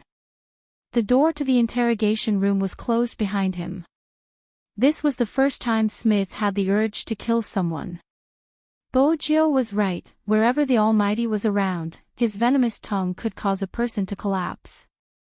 In reality, there wasn't a need for weapons. But Bojiu hadn't expected the Almighty to use his venomous tongue to find out about her. Fortunately, she hadn't been to Jiang City before. There was something Smith wasn't aware of. Bojiu had been to China, the Golden Triangle where the three countries met. That was where she had met with the fatal ambush. Time trickled by slowly. After separating from Qin Mo, Bojiu thought that since she was going to accompany He Honghua to the banquet, she couldn't wear a cleaner's uniform. I need to buy a decent suit, and I need to cut my hair. The youngster stuffed a hand into her pocket, blowing at the fringe in front of her eyes. She had wanted to get a haircut before heading to the men's clothing store on the same floor to pick a suit. Who knew that as soon as she entered the shop, she would be pointed at and shouted, F***CK. F***CK. Expert. The Almighty. My savior. Bojo glanced at the patient. It's you. The Almighty. The thorn-head youngster had probably just gotten a haircut. His haircut was hilarious. Let's put aside the grudge between number 1 and number 2 middle school. Can you do me a favor? Bojo smiled lazily. I can't, I'm in a hurry to get my hair cut. The one washing hair in this store is my little brother. The thorn-head youngster was serious. Help me play a game, I'll get him to wash your hair first. Bojo arched a brow. Why do you have so many little brothers? We're both working and studying, it isn't easy. The thorn-head youngster acted like a gangster. Bojo was helpless. Use your account to play. Is it another fight for honor? It isn't honor this time. The thorn-head youngster was a little bashful. It's a girl I like, I promised to carry her in the Hero mobile game. Bojo didn't need to ask for the outcome, there was a huge hole in front of her and she still had to carry him. I didn't expect her to be better than me. The gangster was a little incredulous when he said this. I just told her that I need to change to a place with a better network for another round. Actually, you have to set aside some time to find someone to carry you. Bojo took out the cigarette she had snatched from the Almighty and tossed it to the thorn-head youngster. Get someone to wash my hair. In the future, don't go looking for trouble with first middle school, especially the girls. In the future, if you see a girl from first middle school walking along the commercial street and being targeted by thieves, you guys from second middle school have to protect her. The thorn-head youngster replied immediately, that's the work of trash. Don't worry, I'll give them an order tomorrow. Even though the students from second middle school aren't very good in their studies, we are very protective of the fairer sex. Was that how they were supposed to be protective of the fairer sex? Bojo arched a brow and didn't say anything else. When she lay down, she took the thorn-head youngster's phone. He stood beside her, pointing at the profile picture in his friend list. This is it, isn't she pretty? Don't snatch her from me, I'm warning you. Dearest, it's just a photoshopped picture, I really can't tell if she's pretty or not. Even if she's pretty, can she be as pretty as Almighty Chin? Bojo thought to herself. Even if she liked someone, she would prefer the prettiest one. What was this? If an ordinary person heard this, they would definitely feel that there wasn't any comparison. It was a guy and a girl. But he was still a Chinibu. You don't say, young Master Chin is indeed handsome, the thorn-head youngster replied seriously. Bojo took the opportunity to enter the game, preparing to play casually. However, he had a request. You have to choose an assassin later. Aren't you best at playing as a tank? She still remembered the first time they had met. This Chinibu playstyle had always been charging forward. The gangster shook his head, you don't understand. Nowadays, the girls are obsessed with playing the assassin. I don't know who started the trend.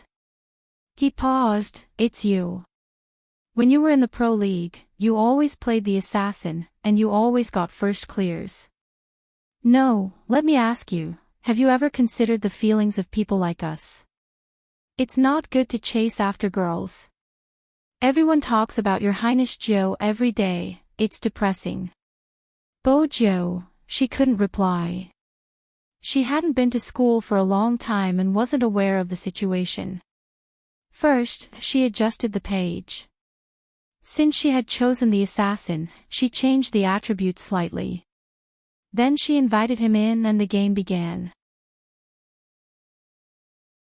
At this moment, the shampoo youngster had already started to apply the conditioner. Hero had always been a game that allowed for better teamwork between teammates. Bojo switched on the receiver but didn't turn on the microphone. She could clearly hear a girl's voice on the other side. It was from the attacking sorcerer. "Hey, Ching, why do you always drag him into such a trap? He isn't a trap." The girl named Ching was playing as a tank. Bojo looked at the team composition. It was rather reasonable. She didn't care about what the other party said and charged straight into the opponent's jungle. What did Big Spade like to do when he was playing? Of course, it was to attack the opponent's jungle, leaving them with nothing to attack. After charging over, she didn't start fighting immediately. Instead, she hid in the bushes beside the blue beast. At this moment, the attacking sorcerer spoke again. "Hey, can you come back? You only know how to send yourself to death. Don't bother about him, he's from number 2 middle school. His results aren't good and his brain isn't working well," the archer spoke. He sounded arrogant. The thorn-head youngster clenched his fists tightly but didn't say a word. Bojo glanced up at him. After all, she understood this Chinibu. He was the type of person who would get angry at the slightest provocation. Yet, he didn't retort. Bojo swept her gaze over the screen once more. Her gaze landed on the girl playing as the tank. It seemed like she really liked this person. His brain isn't bad. The tank girl's voice turned cold. "If you guys continue acting like this, stop playing." The archer seemed to be afraid of the girl's anger. "I'm just afraid he will send himself to death. If you don't like it, I won't say it. I'll lead you guys to victory later." The tank girl didn't reply. Instead, the attacking sorcerer spoke. "I knew we wouldn't lose with you around. Almighty, lead us." "No problem, as long as someone doesn't send himself too far." The archer's tone was still filled with mockery.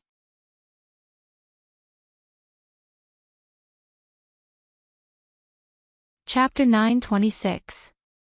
Bojo swung her long sword and revealed herself. The lethality she exuded was off the charts.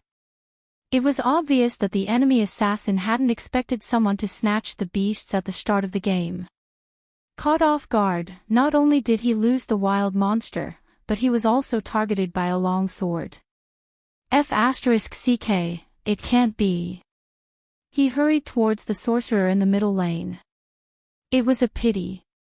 He wasn't as fast as the youngster's precise movements. She leaped up and used her big move. In just a few minutes, Bojo had reduced the enemy's HP to a critical level. The man gritted his teeth and finally escaped to the defense tower. However, was this the end of it? He had obviously forgotten. Before he entered the tower, the young man threw a flying dagger straight at his head. Even though he had escaped into the defense tower, the damage was still there. He wanted to return to the city as soon as he took a step. A deafening sound effect appeared in the game. K.O. First HP. A magnificent first kill. However, some noobs didn't look at the map. Before the numbers appeared, the attacking sorcerer spoke. "Didn't I tell you not to send yourself to death? You must be drunk to play like this." Before she could finish her sentence, the numbers on the screen changed. 1-0. Did that mean they had killed someone? The girl's voice froze. She couldn't believe it and forgot to close her mouth. That was the first kill. And they were in the enemy's territory. With the noob's abilities, it wasn't possible. Lucky. The archer's voice was heard. The sorcerer replied immediately. He probably burned some incense before he left. Heh. Bojo was still running on the map. Once the enemy discovered her tracks, they would definitely chase after her. At this moment, she had killed someone and couldn't be at full HP. She was left with half a tank of HP. Once she was controlled by the sorcerer, she would be killed instantly. But with her speed and maneuvering, an ordinary person wouldn't be able to control her. At this moment, Bojo sent a signal to gather. The signal was sent to the sorcerer in the middle lane. Usually, the assassin would lure the enemy over. As long as the sorcerer in the middle lane cooperated, the two of them would be able to kill the enemy instantly. Bojo paused in the bushes, preparing to fight back. However, there was a problem. The mage girl in the middle lane didn't hear the signal at all. She didn't even look at the map coordinates and was still clearing the troops. Bojo was an assassin. The moment she rushed forward, she couldn't retreat in time. The opposing mage unleashed a powerful spell. Bojo used the strength in her fingers to turn and avoid the fatal blow. However, at this moment, it was no longer suitable to counterattack. It was just the start of the game, and she didn't have enough money or HP. Her opponent was full HP, and the map showed that reinforcements had arrived. Bojo turned and returned to her own tower. This time, she finally understood what it meant to be tricked. He had always played in the Pro League, and his teammates would only have problems with their hand speed or technique. But this person. Bojo glanced at her sorcerer and archer. They didn't even know how to look at the map and didn't listen for signals. How did they get the confidence to fly with the Almighty? There was one more thing Bojo wanted to ask. Why was an archer shooting the blue beasts? Not fighting the red beasts, but the blue beasts. Was he trying to steal her wild? His strength was a trap for his teammates, dear. Bojo scanned the area and pondered for a moment. She decided to adjust her strategy.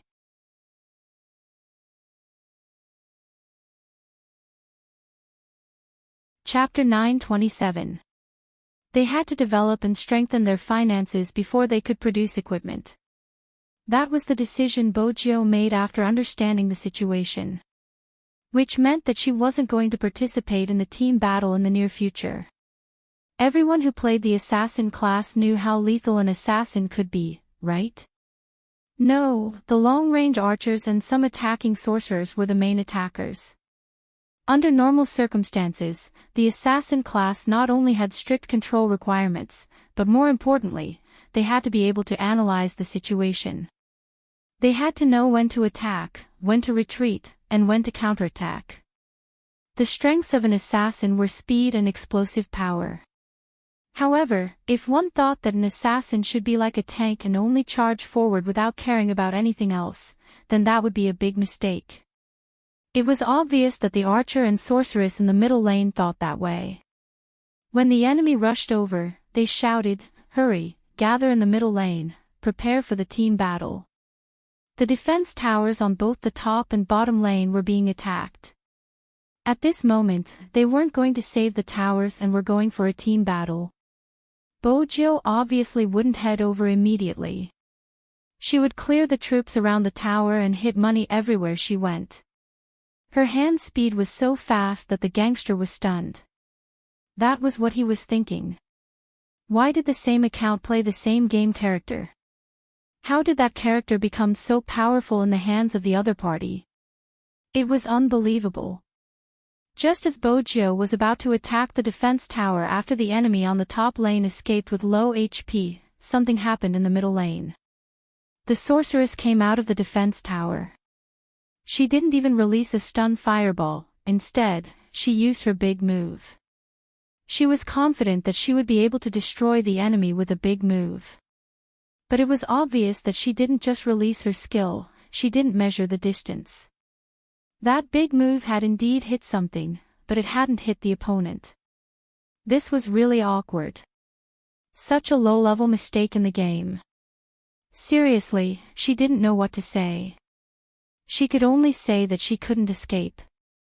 Sure enough, the opponent's assassin leaped over and gave the female sorceress a close-range critical strike. Together with a stun from the archer, the female sorceress was killed in less than 2 seconds. Bojo's 1v0 became a 1v1. It was a draw. The male archer ignored the tower and ran towards the city with full HP and mana. As he ran, he asked, "Where's the assassin? Don't you know about the team battle? Do you have to do this?" Bojo couldn't be bothered to say anything to those who abandoned their towers when they were full of health. She skimmed over from the wilderness and jumped into her defense tower. She cleared the troops, protected the tower, and earned money. She did everything without any delay. Then, she jumped to the right and continued to kill monsters in the wilderness. She continued to increase her finances. Seeing this, the female magician's voice was filled with anger. "Why are you still fighting monsters at a time like this? Don't you know how to team up? Do you even know how to fight?" The girl who was playing the tank couldn't help but say, "Assassins need wild monsters the most. You guys just need to defend the tower. Don't form a party first. We don't need a party in the early stages. Then he's too much of a scammer." The female magus voice was still unhappy. "If this goes on, we'll be dragged down and lose." Bojo arched a brow as she held on to the red beasts. She only had time to type one word. "Oh." It was that "oh" word that made the female magician so angry.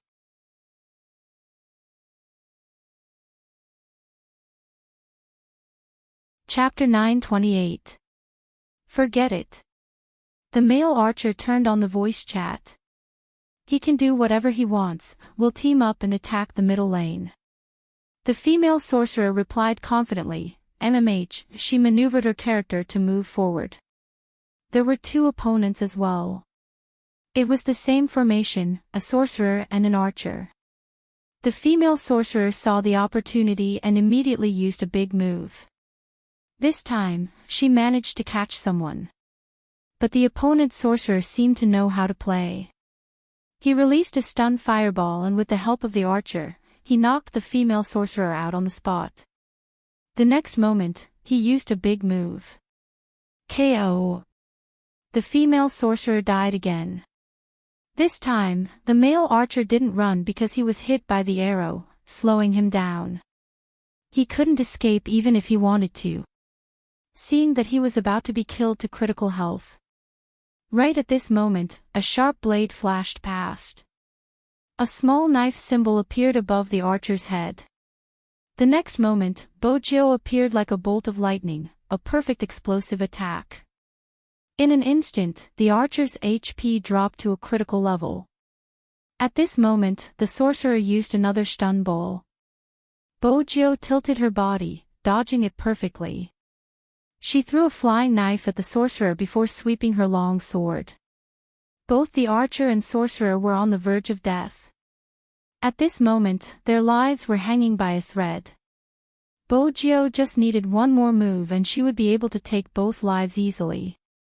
However, the male archer wasn't aware of the situation and continued to attack fiercely. Coincidentally, it was shot by him just like that. The game's music blared. Double kill. The screen showed that the two lives were taken by the male archer. Hence, the female sorcerer's tone became even more eccentric. "Look, that's the Almighty. He should learn from some traps and just charge recklessly. It's fine, I'll be watching from the back. Even if he charges into the crowd, he'll still be able to survive." The male archer really believed that he had taken the credit for the double kill. This kid seemed to have forgotten who had saved him when he was almost killed. Why was it the other way around? Bojo glanced over at the thorn-head youngster. Where did he come from? Is that how they play? He's from number 1 middle school. The gangster clenched his fist. That's why I don't like these students from number 1 middle school. But I have to admit that he's very good at playing games. Bojo's lips twitched. You call this good at gaming? He just got a double kill, the gangster said seriously. Bojo arched a brow, her tone calm. He won't have the chance to kill again. Why? The gangster didn't understand. Bojo moved her fingers, clearing another wave of soldiers. Without me, he would have been killed. It was a fitting scene. The moment Bojo finished her sentence, news of someone being wiped out came from the middle lane. This time, it was the opponent who got the double kill. The score changed from 3-2 to 3-4. It was obvious that Bojo's team was lagging behind. Not only that, but they also destroyed one of their defense towers. Even the second defense tower was only left with half of its original structure. Fortunately, there was still the girl who played the tank. After returning to her position, she defended the half wall of the tower. The male archer was rather humble. "It's my fault this time, I made a mistake." The female sorcerer immediately said, "It's okay to die once, everyone makes mistakes, unlike some noob who is still fighting in the wilderness while we are in a team battle." But just as the female sorcerer said this, another sound effect played. Bojo killed someone in the wilderness, successfully tying the score to 4-4. "We're really lucky to meet someone with low HP, the male archer said as he looked at the map. His tone was slightly sinister. The female sorcerer was full of disdain. "It's all because you and I beat the opponent to low HP, allowing some noob to take advantage of the situation. No wonder he had to team up with us, he wanted to take advantage of us." Just as she was saying this, Bojo led the troops and jumped to the bottom of the defense tower. Successfully destroying the second defense tower on the top lane. Then, she maneuvered her character into the jungle and disappeared again. Other than hiding in the bushes, what else does this noob know? "That's enough." The female sorcerer was still commenting. The male archer was still confident. "Ignore him, I'm here, there's no need to be afraid." Hence, the two of them started to charge forward. This time, the opponent was alone. It was a 2v1 and the opponent didn't know how to play. The female sorcerer successfully swept the opponent and took a life. "Noob, watch out, this is called a game." As she spoke, she took a step forward. A line of words appeared on the screen. "Tyrant King has been killed." Killing the Tyrant King in the wilderness would double the team's finances and experience. This was beneficial to the entire team. The one who killed the Tyrant King wasn't anyone else, it was the noob that the female sorcerer was talking about, Bojo. Did Spades's FC King come for nothing? Whenever they wanted to clear a dungeon, they would specially choose the difficult hidden bosses. That was why they shocked Zone C time and time again. At this moment, the male archer was still speaking. "It's normal for an assassin to kill a Tyrant King. If I was an assassin, I would have killed the Beast King by now." Bojo replied calmly, "You can give it a try and see how long you can last before being killed by the Beast King." The male archer could tell that she was being sarcastic. His anger rose. "What do you mean? Are you trying to say that I'm not a good player and that I'm a noob?" Under normal circumstances, no one would reply to his question since they had to be careful. But when the word "yes" appeared on the screen, the male archer wanted to curse. "Hee, everyone can see who's the noob. What about you? You aren't even participating in the team battle, what right do you have to criticize others? Don't listen to him, let's go kill the Beast King. There are 4 of us now, it'll be easy." Was that really the case? They walked over. Bojo sent a message to retreat. Unfortunately, only the girl who was playing the tank hesitated for a moment. The rest of them surrounded the wild dominator boss. The Beast King was stronger than the Tyrant in terms of attack power and HP, making it harder to attack in the early stages. But that wasn't the main point. The main point was that the other party had probably gone to the Beast King. As expected, Bojo hurriedly turned invisible and retreated. But it was too late. The female sorcerer and male archer had been eliminated in this wave of team battle. Fortunately, the Beast King hadn't been killed yet. The other party was still fighting. Everyone knew that the Beast King would belong to the one who dealt the last blow. This was what people often referred to as snatching the Beast King. Bojo hid in the bushes, calculating the Beast King's HP. At the crucial moment, a knife flew over.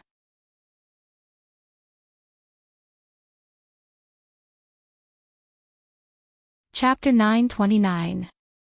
Everyone knew what the consequences of this slash would be. The last attack was full of explosive power. It directly stole the Dominator boss that the other side had worked so hard to defeat and successfully captured the Wyvern.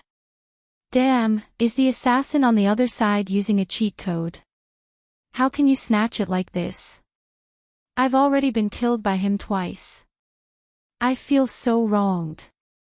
Don't be so long-winded. Kill him first.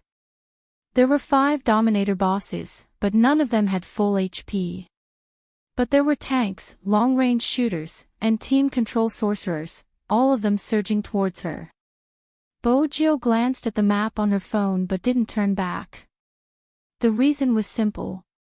There were 2 people on the way back. One was a tank, and the other was a mage. Going back was basically suicide. He moved sideways towards the opponent's wilderness, making use of the bushes and walls in the wilderness to perfectly avoid the long-range cannons fired by the archer. This kid is too bold. Stop him, we must stop this assassin. However, Bojo wasn't going to let them catch her so easily. When she escaped, she didn't forget to throw a flying dagger at them. 2 people were sent flying in a row, and both of them were slowed down by her. He was about to escape. The young man raised his hand, and the towel he was using to dry his hair accidentally covered the young man's eyes. Bojo's first reaction was that it was over. As expected, the resurrected teammates didn't give her any support. They were separated by a wall. One of them was low on HP, while the other was half HP. Both of them had used their ultimate moves on her. In other words, if their archers and mages attacked together, their opponents would be helpless. But no one cooperated. No one even tried to save her. When Bojo sat up, the character on her phone had already revived in the city center. The female mage was still unhappy. Everyone's back. Why did you rush in alone? You'll be surrounded. Li Shui, he stole the Dominator boss. Did you only see him being surrounded? Did you not see him steal the boss? The tank girl was really angry this time. You're the one who used your skills the wrong way, not him. The sorceress paused for a moment, then said in an indifferent tone, So, Qing, you still think I'm wrong? Then let him fight on his own. Let's see how many times he'll be surrounded and killed. What the sorceress didn't expect was that when she said those words, Kieran's voice suddenly rang out. Bojo really went alone. At the very least, there were wyverns at the front and troops at the back. It was equivalent to having a tank to help her resist the tower. The defense tower at the bottom lane had been turned into an empty shell by Bojo. The male archer was still in the middle lane. You don't want to join us and still insist on taking the wrong path. I know, the female magus snorted coldly. Looking at the map, the 5 people on the opposite side were all heading towards the pit. He added, they're basically looking for death, alright. No, something's wrong. Instead, someone from the opposing side reacted. It was because he usually watched the pro scene, but now he only paid attention to one thing. That was, the income of this assassin was more than double of theirs. In other words, with the same game character, the opponent's attack power would be much higher than theirs. Don't go. Before he could finish his sentence, the game's music blared. K.O., 1 kill. Look, he's dead. The female magus shrugged. And you still say you're not a scammer. But as soon as she finished speaking, her expression changed. That was because the second announcement sounded in the game. Double kill. Double kill? What did that mean? The person who had died wasn't the pit, but the opponent. That wasn't all, the pit had killed 2 of their players in one go, even when he was surrounded by 5 people. The male archer was calm. It's just a double kill, he won't be able to escape anymore. But his luck isn't too bad. The male archer wanted to give the female magus and himself a way out, attributing everything to luck. But Bojo wasn't going to give them the chance to argue. She retreated, hiding behind the bushes. The opponent was still shouting, F***ck, he actually dodged it again. Where's the tank? It can enlarge, squat him. The one who said this was the only DPS on the other side. He didn't know that the moment he finished speaking, the assassin who had been running to the right shook. After changing his body shape, he stuck close to Bojo and swept her across. All of a sudden, the third in-game sound effect rang out. 3 kill. But that wasn't the end. Bojo tilted her body, the flying knife piercing through, reducing the speed. The opponent's assassin couldn't even walk, much less escape. With a swoosh, the sword landed. 4 kill. This time, the sound effect was different. Be it the other party or the hairdresser, both of them were dumbfounded. The Thornhead youngster's jaw dropped. That works too.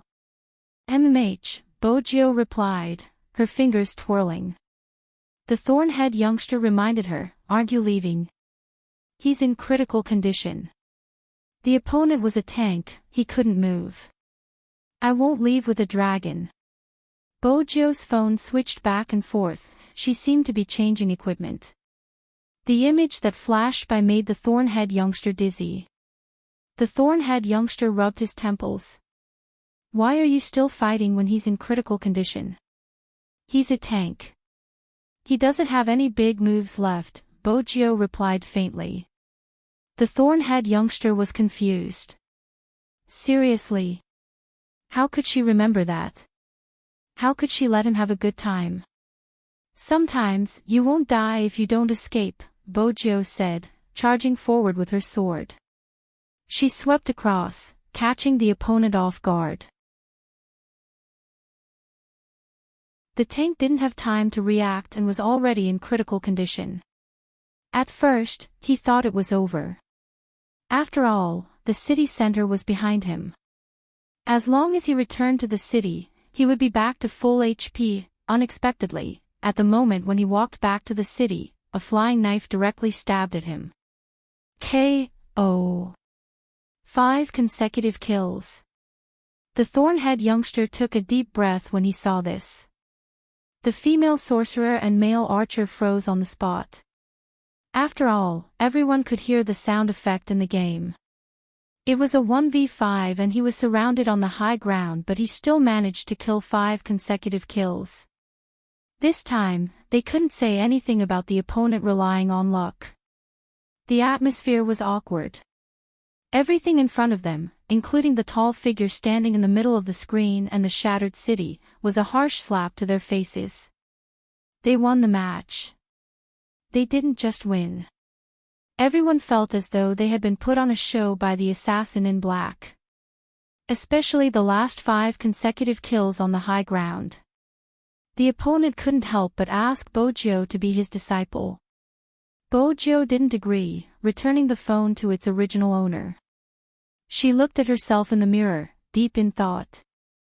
It wasn't an easy match. There were even a few times when she had to escape to save her life. She wasn't like this when she was in a professional match, because no matter where she appeared, the team would rush to support her. She didn't need to escape, she just needed to cut in quickly and accurately. It was especially so when she was in a team with the Almighty.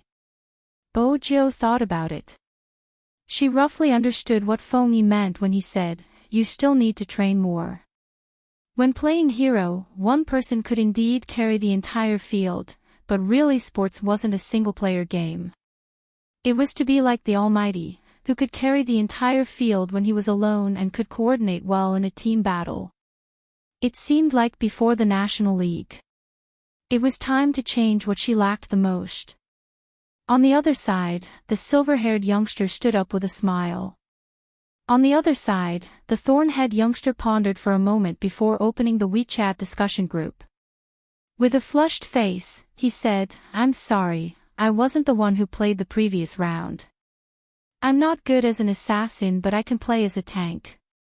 Even if it's a pit, I can block in front of you and give you time to escape.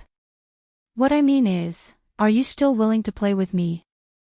In reality, if the thorn-head youngster hadn't said it, no one would have known he had found someone else to play for him. After all, everyone was still immersed in the shocking quintuple kill just now. But to the thorn-head youngster, he didn't have a single good point. He wasn't good at his studies, and even though he looked good, he wasn't smart. He liked to be the boss, and even in games, he couldn't beat the boss of number 1 middle school. The latter was a huge blow to him. You guys wouldn't understand the hatred between number 2 middle school and number 1 middle school. Who was better? It was a matter of pride. In comparison, he wasn't as good-looking as the youngster. After all, pretty boys were trending nowadays. A tough guy like him wasn't cute. But he knew there was something he had to follow. Things should be as they were. He wanted to act cool. Hence, when he saw the youngster, he wanted to win. But at that time, he had thought it through. If he won, he would tell the youngster the truth. Even if he was a bastard, he wouldn't lie to the girl he liked. That was also the reason why Bojo felt this Chinibu was worth befriending. The WeChat discussion group went silent for a second. The next second, the sorcerer girl, Li Shue's voice popped out. "I knew it. How can a pit like you play so well? Playing games requires intelligence. Li Shue, don't make things difficult for the students from number 2 middle school. It's not easy to find someone to play for him." It was obvious that the person who said this was the male archer. The thorn-head youngster clenched his fists. Bojo glanced over. "This is the second time you have to control your temper." "I can't help it, they are friends." When the thorn-head youngster lowered his head, he looked like a large dog. "Otherwise, with my temper, do you think I wouldn't beat them up?" "Hee, it's an insult to my reputation as the boss of number 2 middle school." Bojo arched a brow but didn't reply.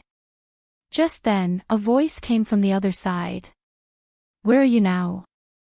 "Outside." The thorn-head youngster's voice was still muffled. "Come to my house." The girl's voice was cold, but the words she said were warm. "Who wants you to be good at games? Hurry up and study with me. You don't want to go to university anymore, do you?" The thorn-head youngster's eyes lit up. "I'm going over now." The girl was obviously trying to get back at the thorn-head youngster. Some people are indeed smart, but remember, I like people like you who are a little dumb and a little pit. MMH. The thorn-head youngster nodded continuously. Bojo seemed to be able to see a certain Chinibu's ears pricking up. Seriously? Did his lackeys from number 2 middle school know about him? But, from your tone, you two seem to know each other. We live in the same district, but we weren't familiar with each other in the past. We only got to know each other after a while. With that, the thorn-head youngster turned and patted Bojo's shoulder. "I heard that you like young Master Qin to the point of insanity. But you still haven't moved his heart, right?" "Bojo. Who did you hear that from? Is that how you use the adjective crazy? To be honest, I used to despise people like you." "What's that called again?" "Oh right, gay." The thorn-head youngster frowned. "But you are different, you aren't a sissy at all. As the boss of No. 2 middle school, I shouldn't be talking to you about this since destroying you has always been our school's plan. But this time, it's different. I feel that there's something wrong with number 1 middle school recently. Don't always chase after your almighty and forget your mission as the boss of number 1 middle school." Bojo. What did he mean by mission as the boss of number 1 middle school? This was a conversation between a Chinibu. What problem? Bojo asked casually. The thorn-head youngster caressed his chin. Someone wants to buy the trending searches. It's the girl who played with us just now. Buy the trending searches. Bojo frowned. Why would a high school student want to buy the trending searches? The thorn-head youngster shrugged. I don't know the details, but I know who her target is. It's a web novelist who seems to be depressed. Bojo glanced up. Why are you telling me this? Aren't you any sports idol? The thorn-head youngster pouted. An idol has to display his strength and let the people who like you learn from him. Someone should believe your words. My girlfriend likes that web novelist quite a bit. Bojo arched a brow. Your girlfriend? The girl who played with Tank just now. Isn't she pretty? The thorn-head youngster asked shyly. Bojo replied lazily, she just asked you to go home for tuition. How did she become your girlfriend? Didn't you hear her say she likes me? The thorn-head youngster shook his head. Forget it. Someone like you who doesn't get confessed to often wouldn't understand. Bojo, honestly, this isn't the only problem in number 1 middle school. As the top student in the school, you probably don't realize it. Anyway, it's quite troublesome. The thorn-head youngster revealed another piece of information. Previously, I saw someone from number 1 middle school with the local tyrant. He seems to be a mistress and is helping the other party to do something. The local tyrant seems to be doing a big business recently. In short, it's very profitable. But the dangerous thing is, when I went to socialize with my old man, I heard him say that as long as he took down the school, he would earn more than that. Speaking of which, aren't the students from number 1 middle school all dumb geese who only know how to study? Why is it more chaotic than number 2 middle school? It didn't seem to be important, but it revealed a lot of information. Bojo memorized everything without batting an eyelid. She stuffed her hands into her pockets and glanced at the clock hanging on the wall. I have something on, I have to go. All right, the thorn-head youngster replied. When I go to socialize again, I'll help you look after the students from number 1 middle school. I don't want you to die before I can even fight with you, benefactor. After Bojo left, someone in the WeChat group asked, who was the assassin just now? I recorded it and posted it online. Someone said that the assassin was so cool, can you tell me who it was? The thorn-head youngster thought for a moment before typing an ID. Spade Z. In an instant, the WeChat group exploded. Spade Z. Oh my god. It's actually my Highness Joe. Is he still there? Is he still there? I want to confess. No wonder he got the first kill in the first match, it's indeed my big Spade style. He even stole the dragon, he's so shameless, so cool. He must be really depressed. That's why when Big Spade is around, don't fight the dragon, it'll ruin your life.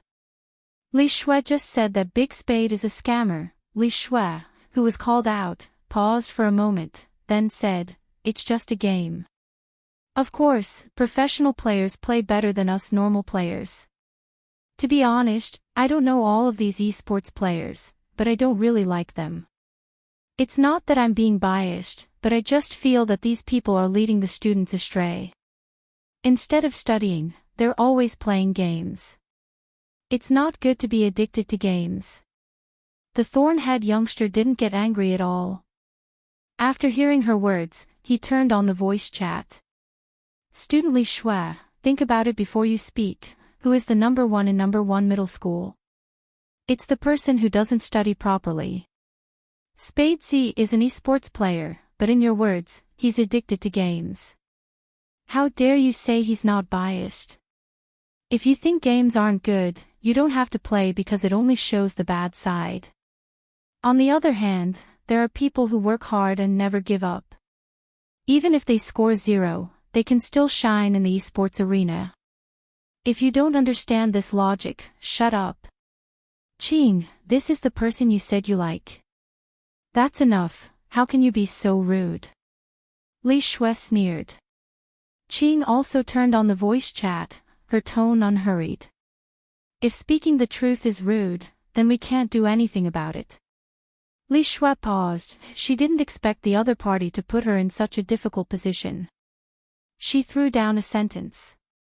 You really learn from the people you interact with. Then she went offline.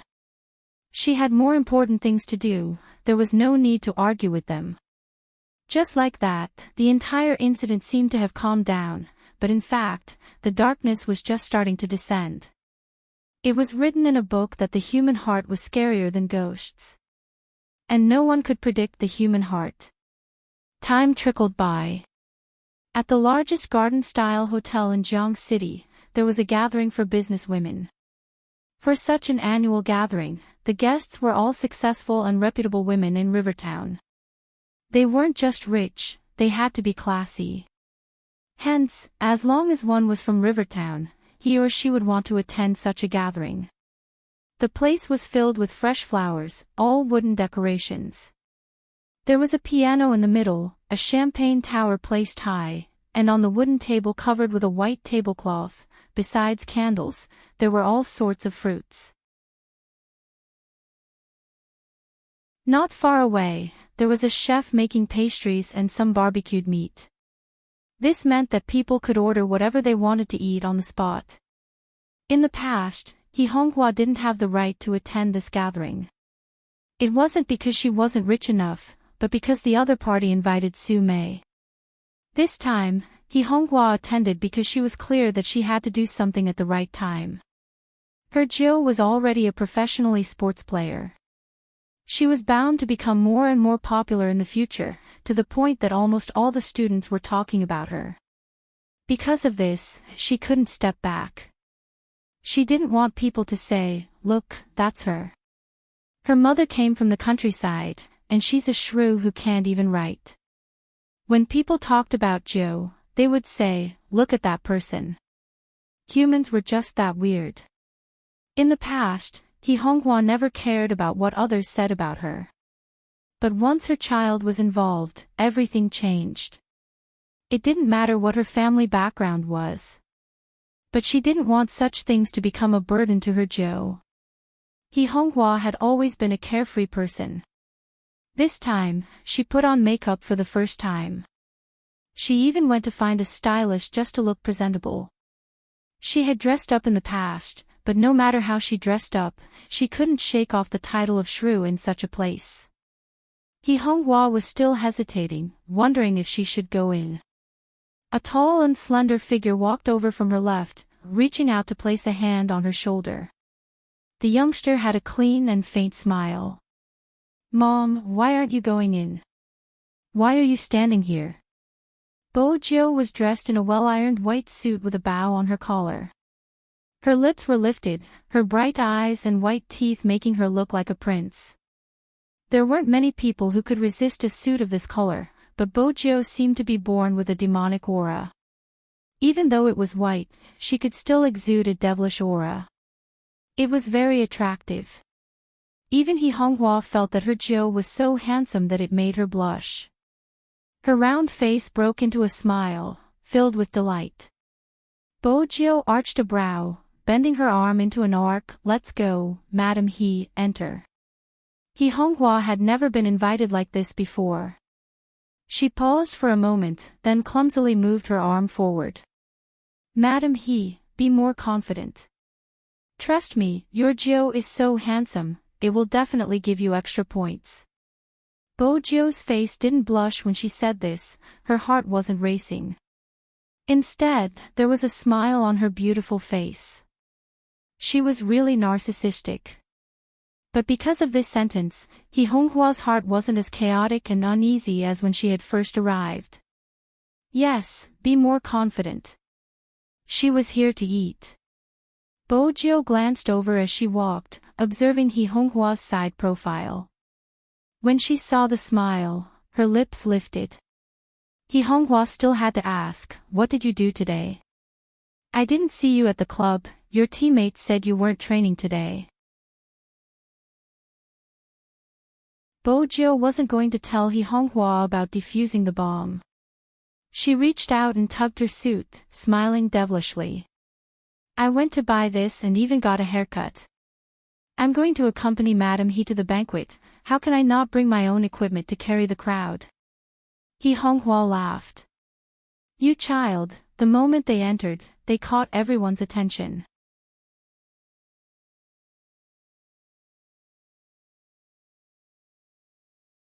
Chapter 930. The male archer from before was also at the banquet. Compared to Bojiu's suit, he was dressed with more thought. He was wearing a British tuxedo that was tailored well, making him look tall and straight. The male archer wasn't anyone else, he was the celebrity son that Guo Rong had mocked when she heard that He Honghua was attending the banquet, Yi Sihua. When he found out that movie Queen was coming, he felt that his chance had arrived. They were in the same industry after all, hence, he had received some news. Recently, movie Queen had secured a huge role overseas and the director was internationally renowned. He was currently searching for a mysterious Asian youngster. If he received movie Queen Anne's recommendation, he would be able to act in the film. Wouldn't his net worth be that of a C-list celebrity? Those that weren't in the industry probably wouldn't know. As long as he acted in a huge film overseas, he would receive a steady stream of domestic resources. Other than that, he would be classified as an actor. Hence, to Yi Sihua, today was truly a ladder for him to climb up. As for his acting skills, who cared? This was an era where looks mattered. As long as his acting skills were good, there wouldn't be a problem. There were people in the industry who wanted him to study. What a joke, he had to squeeze time for his classes because he was worried that the paparazzi would say that his acting had affected his studies. He had to be a role model so he didn't have the time to study. Anyway, he could just use a stunt double for some scenes. As long as he had connections, he wouldn't have to worry about not being popular. Right now was the best time for him to grab hold of this opportunity. In terms of looks, he was confident that no one could beat him. But Yi Sihua tightened his grip on his wine glass when his gaze was stolen. The people that had been chatting with him paused, their gazes landing on the person who had stolen his limelight today. Yi Sihua was still in the group chat, obviously aware that the person who had stolen his limelight was Spadesy. But they didn't know that he was the shooter. Regardless of whether he was playing or interacting with others, he would never reveal his real identity. At most, he would say that he was from number 1 middle school. After all, he was a celebrity. But he had never experienced such a feeling. It was fine that he had been outshone in the game. What right did this upstart from the countryside have to come here and steal his limelight? Guo Rong didn't like He Honghua and the others either. In fact, this was not surprising. Some of the ladies who often socialized knew that Guo Rong and Su Mei were very close. Back then, she had looked down on He Honghua and even said that Guo Rong could not understand why that plain and fat country girl was so persistent. Could it be that Guo Rong could not see what she and Su Mei had sensed before? If she knew what was good for her, she would quickly give up. She had no self-awareness at all. Hence, when Bojiu and He Honghua started walking, her first reaction was to pout. However, people like them would never show their true thoughts on their faces. This was the elegance they flaunted. This was also the reason why Guo Rong felt that she was superior to others. She looked down on people like He Honghua who came from the countryside and wanted to join them no matter what their status was. Not to mention that son of hers. Not only was she a love-struck fool, she even dared to attack his own father. Guo Rong had also heard Su Mei talk about this person. Other than being a professionally sports player, there was nothing good about him. But even though esports sounded nicer, it was just a game. He was really a person at the bottom of the social hierarchy, trying to find an opportunity to bite others. Guo Rong retracted her gaze from the two of them, holding onto her wine glass with a smile. She couldn't even be bothered to look at them. Come, Sihua, follow your Aunt Yang Huan more, it will be easier for her to introduce you later. I remember that you have interacted with Movie Queen before, right? Guo Rong was obviously trying to raise her son's social status. Yi Sihua had indeed met Movie Queen, but he had been seated below the stage, watching the goddess of the film and television industry receive her award. But that didn't stop him from using this incident to create hype. We met when we were overseas. Oh. As the organizer of the banquet, Yang Huan arched a brow and smiled. Sihua, you are quite impressive. Yi Sihua replied humbly, it's nothing much, it was just a chance to attend an event and learn from a senior. You're doing quite well now. A lot of people are asking me how I met you when they saw our photo. You'll definitely become famous in the future. Yang Huan smiled and said, don't forget to support your Auntie Yang. Yi Sihua was confident. I definitely won't forget. But even so, he didn't manage to attract the attention he wanted.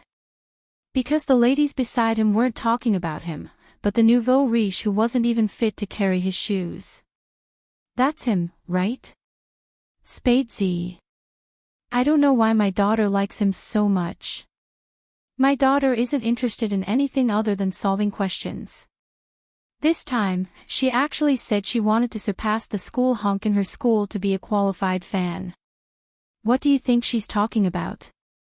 My son is even more interesting, he recently cut his hair and said he wanted to join the military. He said he couldn't even beat a gigolo in his life, it was too humiliating. Now that he joined the military, it fulfilled our wishes. In the past, he always thought he was the best in the world and was extremely arrogant. But to be able to beat my son down, he is indeed impressive. It's good to have such a child. He seems rather sensible, unlike what Su Mei said in the past. There were plenty of whispers in the banquet. But Yi Sihua wanted to share all the whispers with him. Both mother and son had the same thought. Guo Rong didn't feel comfortable either. After all, in all the events she had attended, as long as her son was around, others would always be envious of her.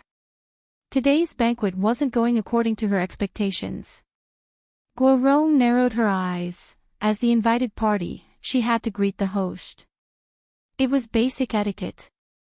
Hence, the moment Bo Jiu entered, she brought He Honghua towards Yang Huan. If it had been He Honghua herself, she wouldn't have been confident. But with Bo Jiu around, things were different. He Honghua greeted Yang Huan naturally.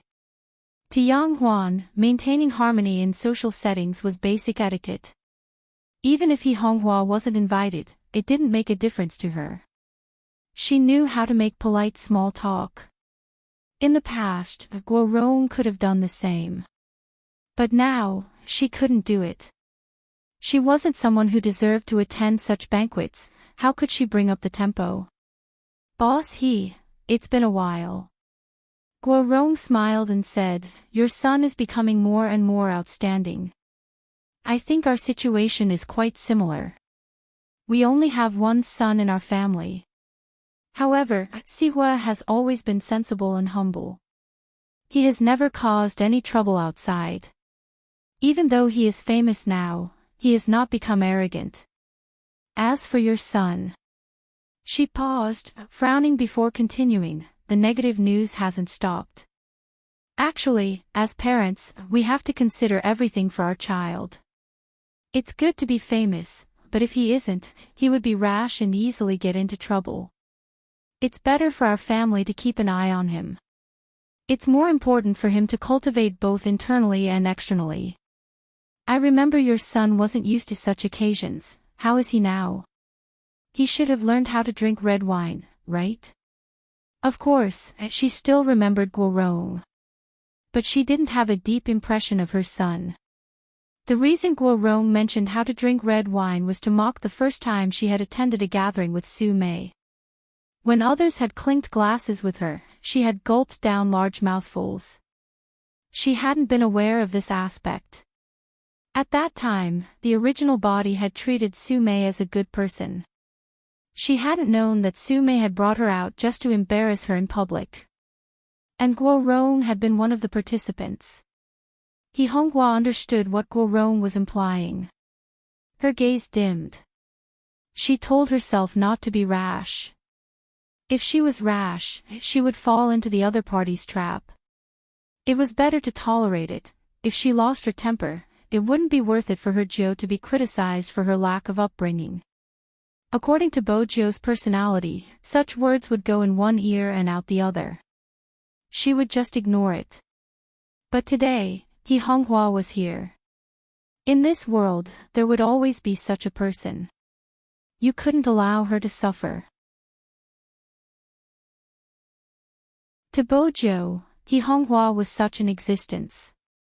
I've been doing some research on red wine recently.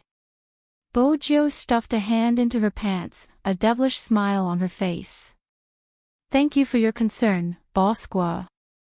In Guo Rong's memory, the youngster was still a weak and useless nouveau riche. Now that she heard the youngster's words, she stilled for a moment before breaking into a smile. It's good that you know. I would like to get Sihua to teach you. Both of you are around the same age. Even though there are differences in some aspects, it should be easier for you to communicate. Of course, other than gaming, you don't do anything else. Unlike our Sihua, he has to study every day besides reading scripts. Bo Jiu lifted her lips. Boss Gua, why do you think I don't do anything else? Aren't you esports players just gaming? There wasn't anything wrong with Guo Rong's words and actions, but everyone could hear the disdain in them. Bo Jiu looked at her, her voice calm. I think Boss Gua has some misunderstandings about our profession. We don't just play games. A professional esports player has to be online for at least 8 hours a day. 4 of those hours are for basic training, reflexes, hand speed, positioning, as well as the coordination between the team members. They have to be practiced repeatedly. Also, Boss Gua, I believe that respecting people from all walks of life is the foundation of being a boss. What do you think, Boss Gua? Guo Rong was at a loss for words. She had never expected this little country bumpkin to become someone she couldn't fight back against. She had led her into the gutter without a word. There were many people present and they had started their careers in various industries. Of course, she knew what mistake she had made. Yang Huan didn't want anything unpleasant to happen during the banquet since Mizan was coming later. So, when she saw any signs of trouble, she immediately said, kids these days are more thoughtful than we were back then. Director Gua doesn't mean that. Come, let's have a toast. Let's keep our words in the wine. Yang Huan wasn't being fair, but regardless, Guo Rong was someone she interacted with regularly. He Honghua was an outsider after all. Inviting her to the banquet was just to make up the numbers. Between the two, she would definitely lean towards Guo Rong. I've felt like something was missing since just now. Yang Huan glanced towards Yi Sihua. I haven't chosen the music yet. Sihua, why don't you play a song for us? Actually, the way they treated each other was equivalent to leaving He Honghua and Bo Jiu in the cold. Bo Jiu had never attended such events with He Honghua before. But when she saw that He Honghua was used to it, the warmth in her eyes dissipated. How many times had she been ostracized for it to become a habit? She knew how much effort He Honghua had put into this banquet. Perhaps, she didn't care. But even if she didn't care, she shouldn't be in such a state. It didn't matter if she didn't attend such a banquet. Bo Jiu was about to speak when a familiar voice came from beside her. A familiar voice came from beside him. Auntie Yang suggested it, so it should be possible. But I heard young Master Fu's words just now, and it seems to be very impressive. Why don't I play a part for young Master Fu? I don't need to play any famous songs, just basic piano basics. Young Master Fu should know, right? Bojo glanced up towards Yi Sihua, arching a brow. Was this the male archer from earlier? Yi Sihua wasn't aware that she was good at disguising herself and was extremely sensitive to voices. Moreover, Yi Sihua's tone was filled with disdain. Naturally, she could tell who he was. Or do you mean that young Master Fu doesn't even know the basics? Yi Sihua continued, clearly not giving her a way out. Even though he hadn't interacted with this useless person, he knew a little about him. He didn't even know how to touch a piano, much less play it. How dare he be so arrogant in the game and steal his limelight? He was going to let him have a taste of the consequences in real life. Even though they had a piano at home, Honghua had never heard her Jiu play it before. She had always assumed it was just a decoration. After all, her Jiu liked to show off. Yi Sihua was doing it on purpose to embarrass her Jiu. Honghua clenched her fists, wanting to say something. Bojo was faster than her. Should I play first or you? Honghua paused, glancing up instinctively, her eyes filled with worry. Yi Sihua chuckled. You can go first. I'm afraid you won't have the mood to play after I start since I'm a professional. The mockery in his words was obvious, he was clearly trying to belittle her. Oh. So you're a professional. Bojo walked forward casually, standing tall beside the piano. She glanced up, her gaze devilish. If an amateur like me doesn't play well, things will get awkward. Yi Sihua smirked. Let's talk about that after you finish playing. This useless person was really shameless, playing better than him. Did he know where he came from? Bojo remained nonchalant in the face of his mockery. Everyone watched as the silver-haired youngster in a suit sat at the brightest spot.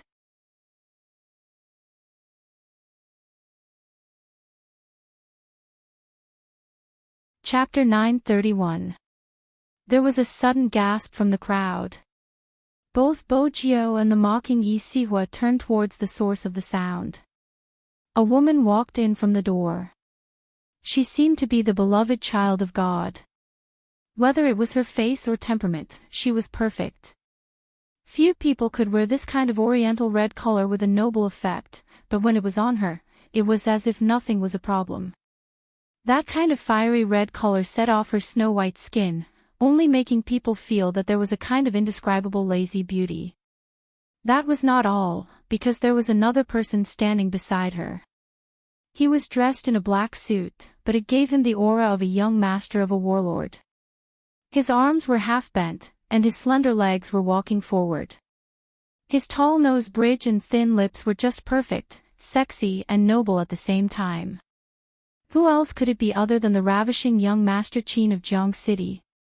The woman in his arms was Movie Queenan, whom Yang Huan had been looking forward to meeting for a long time. In reality, not many people knew that Movie Queenan and Qin Mo were mother and son. Mainly because no one knew about Movie Queenan's background other than acting. Her appearance this time. Many were shocked. In terms of age, the two of them didn't seem to be a match. Besides, for young Master Qin to accompany her and intentionally lower her status, she must be a relative of the Qin family. Could Movie Queenan be one of young Master Qin's cousins? The wrong guess was because Movie Queenan didn't look like someone in her 40s. Other than Yang Huan, Bojo was the only one who knew the truth. But Bojo was surprised that the Almighty and Movie Queen would attend the banquet. Based on their personalities, they shouldn't have attended such events. That was indeed the case. Movie Queenan's motive for attending the banquet was to make friends with her in-laws. She hadn't expected to meet her son at the entrance. Hence, she had dragged him in. Movie Queenan had wanted to introduce her son to Madame He, but the moment she entered, she saw the silver-haired youngster smiling faintly at her from beside the piano. Jill was here too. In that moment, Movie Queenan's eyes lit up. That was the benefit of being beautiful, even her eyes were deep and seductive. Yang Huan also saw movie queen An's gaze on her. But she assumed that movie queen An was looking at Yi Sihua, so she walked over with a smile. Sister An, you came at the right time. Sihua was just about to play the piano. Guo Rong followed behind Yang Huan. Looking at the beautiful woman in front of her whose age could not be guessed, her mind raced. She didn't know how powerful this person with the surname An was. In her eyes, the other party was just a celebrity who was good at acting. Later, she heard from her son that her identity would be of great help to him. Only then did she change her opinion of this woman. It was a waste to use such an important time to trample on He Honghua and her son. In any case, a country bumpkin would only be a country bumpkin. It was not worth it for them to take it seriously. Therefore, Guo Rong quickly continued Yang Huan's words. Madam Aunt Sihua told me that you've met once. What he said the most was for me to learn from your elegance as a mother. Now that I've seen you today, I'm still far from it. Movie queen An didn't say anything in response. With her self-restraint, she wouldn't expose a person. But at the same time, she smiled ambiguously and didn't reply. This was to deter those who wanted to get close to her. It was a pity that whenever Guo Rong tried to get close to someone with a motive, she would always ignore the fact that the other party didn't want to talk to her. She smiled and continued, I will get Sihua to prepare now. Madam An is here, I want to play something nice. With that, Guo Rong walked towards the piano. Unbeknownst to her. At this moment, Qin Mo was making eye contact with a certain someone. The gist of it was for her to go over to his side. This time, Bojiu understood the Almighty's intentions. She supported her chin with her left hand, her fingertips tapping the piano keys. She still had to play. Qin Mo arched a brow, his gaze sweeping over Yi Sihua, who was standing beside her. His eyes dimmed as though he was asking, who is this? Don't tell me he's the person you confessed to before. Bojiu understood his gaze. Almighty, don't bring up my dark history. Besides, how could I confess to someone like him? It was an insult to her taste. He Honghua noticed her Jiu's gaze, but she wasn't sure if she should greet Qin Mo in such an occasion. Yes, in He Honghua's eyes, Qin Mo was just a junior who often visited her house. But from the looks of it, Qin Mo had been much easier to interact with when he was at her house. Now that they were in public, his aura changed. It was an air of nobility that kept strangers away. He Honghua wasn't the type to announce their relationship to the world. Hence, she didn't move. She was still thinking about her Jiu's piano competition with someone. Bojiu had the same thought. After the interruption, she tidied herself up and was about to start. But, Madam He, look, Madam An is here. Let's stop this meaningless piano competition for now. Your son should sit somewhere else. Guo Rong smiled politely since she had to be elegant. He Honghua frowned. What was the meaning of this? They were the ones who wanted her Jiu to play the piano. Were they trying to chase her away? Bojiu smiled. She didn't move, her posture relaxed and suave. Boss Guo doesn't have the final say. We still have to compete. Hee hee. Guo Rong chuckled lightly, like an elder guiding a junior. Young Master Fu, don't be so serious now. If you really want to compete, I'll get Sihua to teach you another day. Bojiu didn't move. Instead, she glanced up, her gaze as dark as the night sky, sending chills down her spine. Guo Rong was stunned by the young man's gaze. Yang Huan hurried over. Madam He, it's going to be a private gathering and the piano is going to be used. I'm sorry, why don't you get your son to leave first? Yang Huan was the organizer, and since the organizer had said so, it would seem shameless if she continued to sit there. However, this group of people was too much of a bully. They were the ones who had coaxed her Joe to play the piano. Now, weren't they just playing with her? Honghua clenched her fists, her face flushing red. Sihua was already standing beside the piano. His arrogant attitude was obvious, he was asking the youngster to give way. But he hadn't expected this. The slender figure walked over and stood in front of him. He stuffed one hand into his trouser pocket, the other on the piano. He was elegant, handsome, and elegant. People like him couldn't compete. Sihua was confident in his looks, but as long as he was around, celebrities like him had to step aside. He had filmed a role in the past, a young master of the warlord era. He was from No. 1 middle school after all. The forum would definitely be flooded with his photo. But very quickly, someone posted a photo of Qin Mo. What's the big deal? I'll show you the young master of the warlord in real life. When Qin Mo had first entered the school, he had been wearing a military uniform and undergoing military training. His upright posture hadn't captured his face, but the image of him holding a bottle of mineral water and wearing military boots had instantly caused the posts related to him to sink. At that time, he had been thankful that Qin Mo wasn't in the entertainment industry. Now that he was facing Qin Mo, Sihua didn't have any temper. Because he knew very well that there was too much of a gap between them. What confused Sihua the most was movie queen Anne's words. Joe, you know how to play the piano.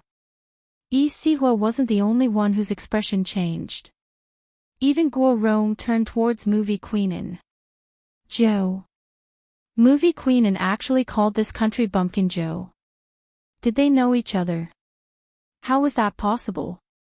Honghua was the son of a country bumpkin, how could he know such a noble person? But the scene before them forced them to believe it. Movie queen Anne was behaving like a fangirl, her eyes sparkling. Hurry up and play a song, I've always wanted to see you sitting in front of the piano. It's just as I imagined, it's perfect. Yang Huan and movie queen Anne could be considered friends, but even if it was her, Ms. Anne wouldn't speak to her in such a tone. What exactly was the relationship between Honghua's son and Sister Anne? No, what had he done to gain Sister Anne's affection? Bo Jiu had interacted with movie queen Anne a few times and knew that the Almighty's mother had probably portrayed her character. But no matter what, he was still a son who slept with someone else. Bo Jiu was still obedient. What would Goddess Anne like to hear? Sky City. Movie queen Anne seemed to have thought of something and smiled. Mo plays well too, a duet would be perfect. Aren't you going to compete? Let him back you up. In reality, movie queen Anne wanted the two of them to be in the same frame so that he would feel that they were a good match. Besides, the situation had been obvious. Someone was bullying Joe.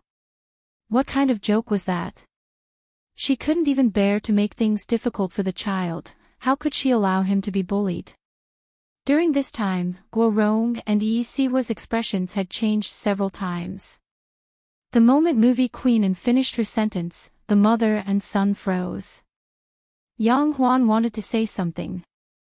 Sister Anne, Huan, regardless of the situation, you have to know how to treat your guests. You did well when you were young, but now that you've grown up, you seem to have forgotten. Movie queen Anne glanced up at her. With just that one glance, Yang Huan's face burned. Everyone present knew that he was going to stop when the time was right. As the host of the banquet, her actions had been overboard. Yang Huan hadn't expected Honghua's son to know her, Sister Anne, the heir of the biggest financial group. On the other side, Qin Mo was already seated beside her, playing the first sound test. Sihua's face turned pale. He knew he wasn't Qin Mo's match. But taking a step back, it wasn't a bad thing for him. Based on his understanding of the country bumpkin, he wouldn't be able to follow Qin Mo's tune. That way, the country bumpkin would be the one making a fool of himself. With that, Sihua's lips curved upwards. But in the next second, the silver-haired youngster pressed the keys, her fingers gliding over the piano like water. Her hair fell softly behind her ears, her fair neck, her distinct collarbones, every joint flawless. The youngster in the white suit seemed to have been poisoned with every glance. The youngster's tune was ethereal and pleasant, penetrating into one's heart. The scene Yi Sihua was expecting didn't happen. On the contrary, after hearing the sound of the guqin, everyone looked towards the center. The scene in front of him was indeed too beautiful. It was as though all the lights had been drawn out of the ensemble by the two men at the piano. The silver-haired youngster glanced over with a smile. Even the noble Qin Mo seemed to have a liveliness to him. The people present had also listened to all kinds of concerts. This was the first time they had heard such a concert. The coordination between the two did not have the slightest bit of interruption. Their smooth movements reverberated in everyone's ears. Everyone could not help but close their eyes to enjoy it. There was even a professional piano teacher among them. Yi Sihua's face turned paler as more and more people surrounded him. Someone pointed out, Yi Sihua's piano skills aren't as good as his. At that moment, Yi Sihua felt as though he had been slapped in front of everyone. He had mocked her at the start of the concert, but now, he had returned everything. There was a saying that had come true for him. After the youngster was done, he couldn't play anymore. Yi Sihua was aware of the situation. He didn't have the youngster's familiarity with the piano keys and wasn't confident that everyone would be engrossed when he played. The coordination between the two of them was too good. Their tacit understanding was not only flawless, but their faces also made them look like a pair of princes. In reality, this wasn't the first time Bojiu had played with the Almighty. But it had been a long time. The Almighty had long forgotten that she knew how to play the piano. From a certain perspective, he was the one who had taught her. Back then, he hadn't liked to play with her. In order to attract his pet's attention, she had done many things. One time, she had messed with his piano. In the end, he had grabbed her hand and pressed it against the piano keys. Which girl doesn't know how to play the piano? From today onwards, learn well and don't play with the English people next door, do you hear me? I don't know which keys are which. Stupid, yes, she had been playing the piano since she was young and the Almighty had taught her step by step. How could she be any worse than Yi Sihua? Another note fell. Qin Mo glanced over, his fingers touching someone's. It was at that moment. He found it strangely familiar. All of a sudden, something seemed to jump into his mind. Who had he ever sat with like this?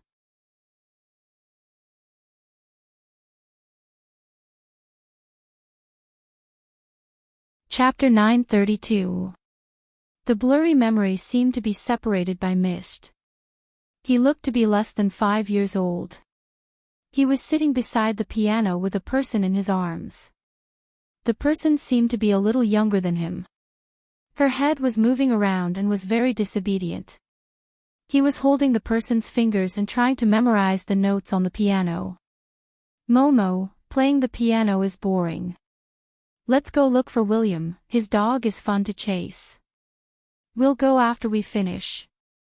It'll be late by the time we finish, I still have to climb the wall. You'll have curry rice after you finish. You can decide if you want to play with William or stay here to eat curry rice. He heard himself asking the person to make the choice in an aloof manner. The person's head drooped for a second before she lifted it again. I want to eat curry rice, but it's not fun to play the piano all the time. Let's take a break, I'll play Super Mario with you, but tomorrow at this time, you can't go to William's house. You have to come over and learn the piano.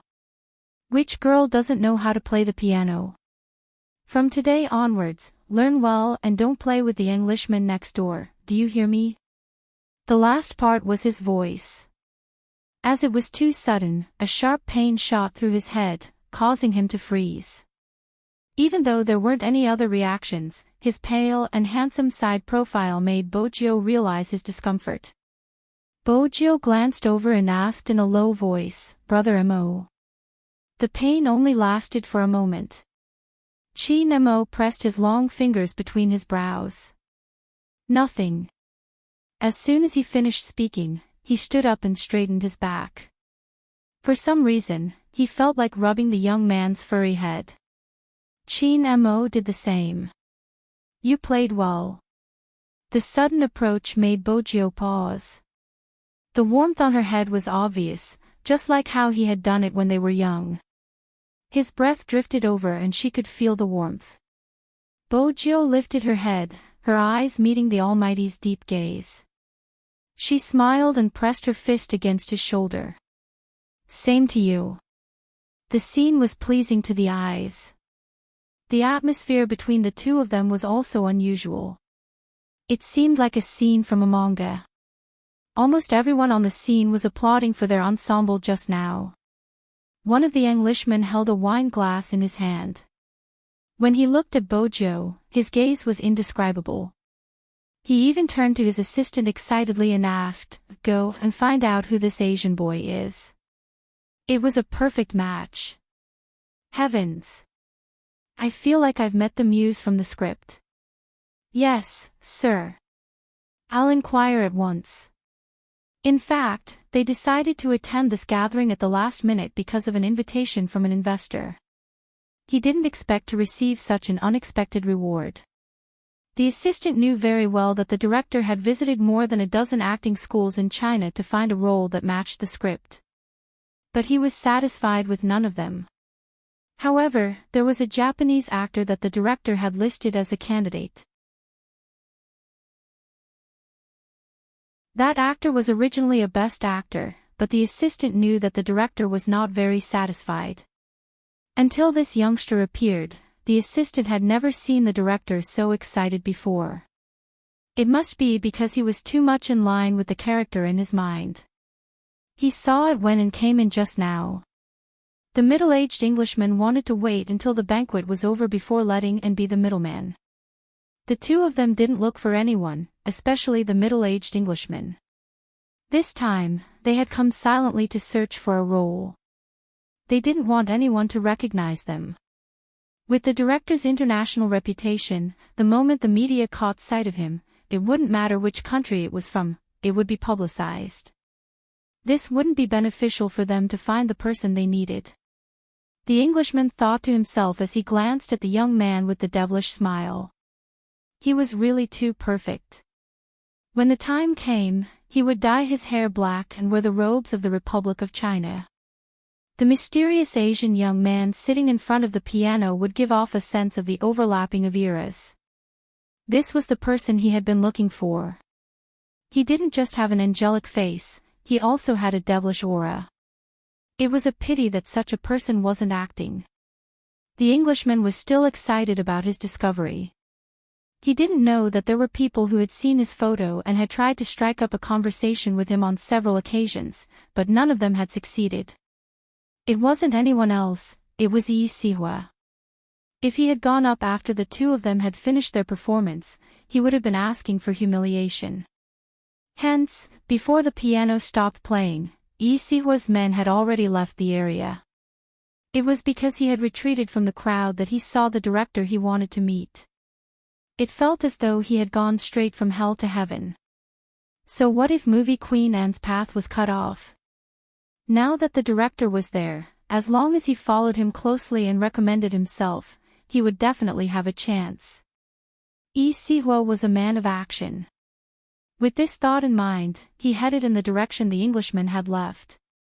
On the other side, movie Queen Anne, who was close to the director, had intentionally stood beside He Honghua at the start of the performance. She took advantage of the lingering warmth and smiled.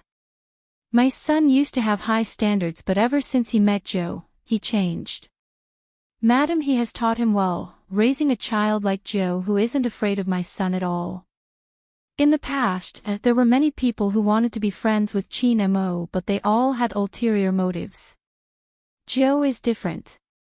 That day, when I saw Chin Mo bring Joe home, I was shocked. After all, my son rarely gets along with anyone and Joe is an exception.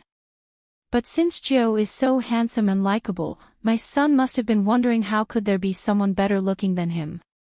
Perhaps that was the reason why they became friends. Now that I think about it, it's amazing. Now that I think about it, it's amazing. Hee Honghwa was shocked when she heard movie Queen Anne's first sentence. She had never expected movie Queen Anne to be Chin Mo's mother. The more Hee Honghwa listened, the more she felt movie Queen Anne was different from the other madams she had interacted with. After all, this person was well-mannered, elegant and magnanimous. It wasn't just an act, but every word and action was embedded in her bones, making her feel comfortable to interact with. Movie Queen Anne intentionally made her son sound more pitiful. She sighed deeply. Madam He, don't be fooled by how tall and strong my son is now. He was born prematurely in the past and I didn't take good care of him.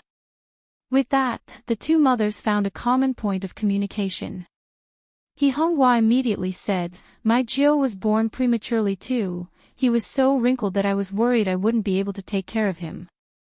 I guess so. Movie Queen Anne reached out and held Hee Honghwa's hand. We have to interact more in the future, both of them are troublesome.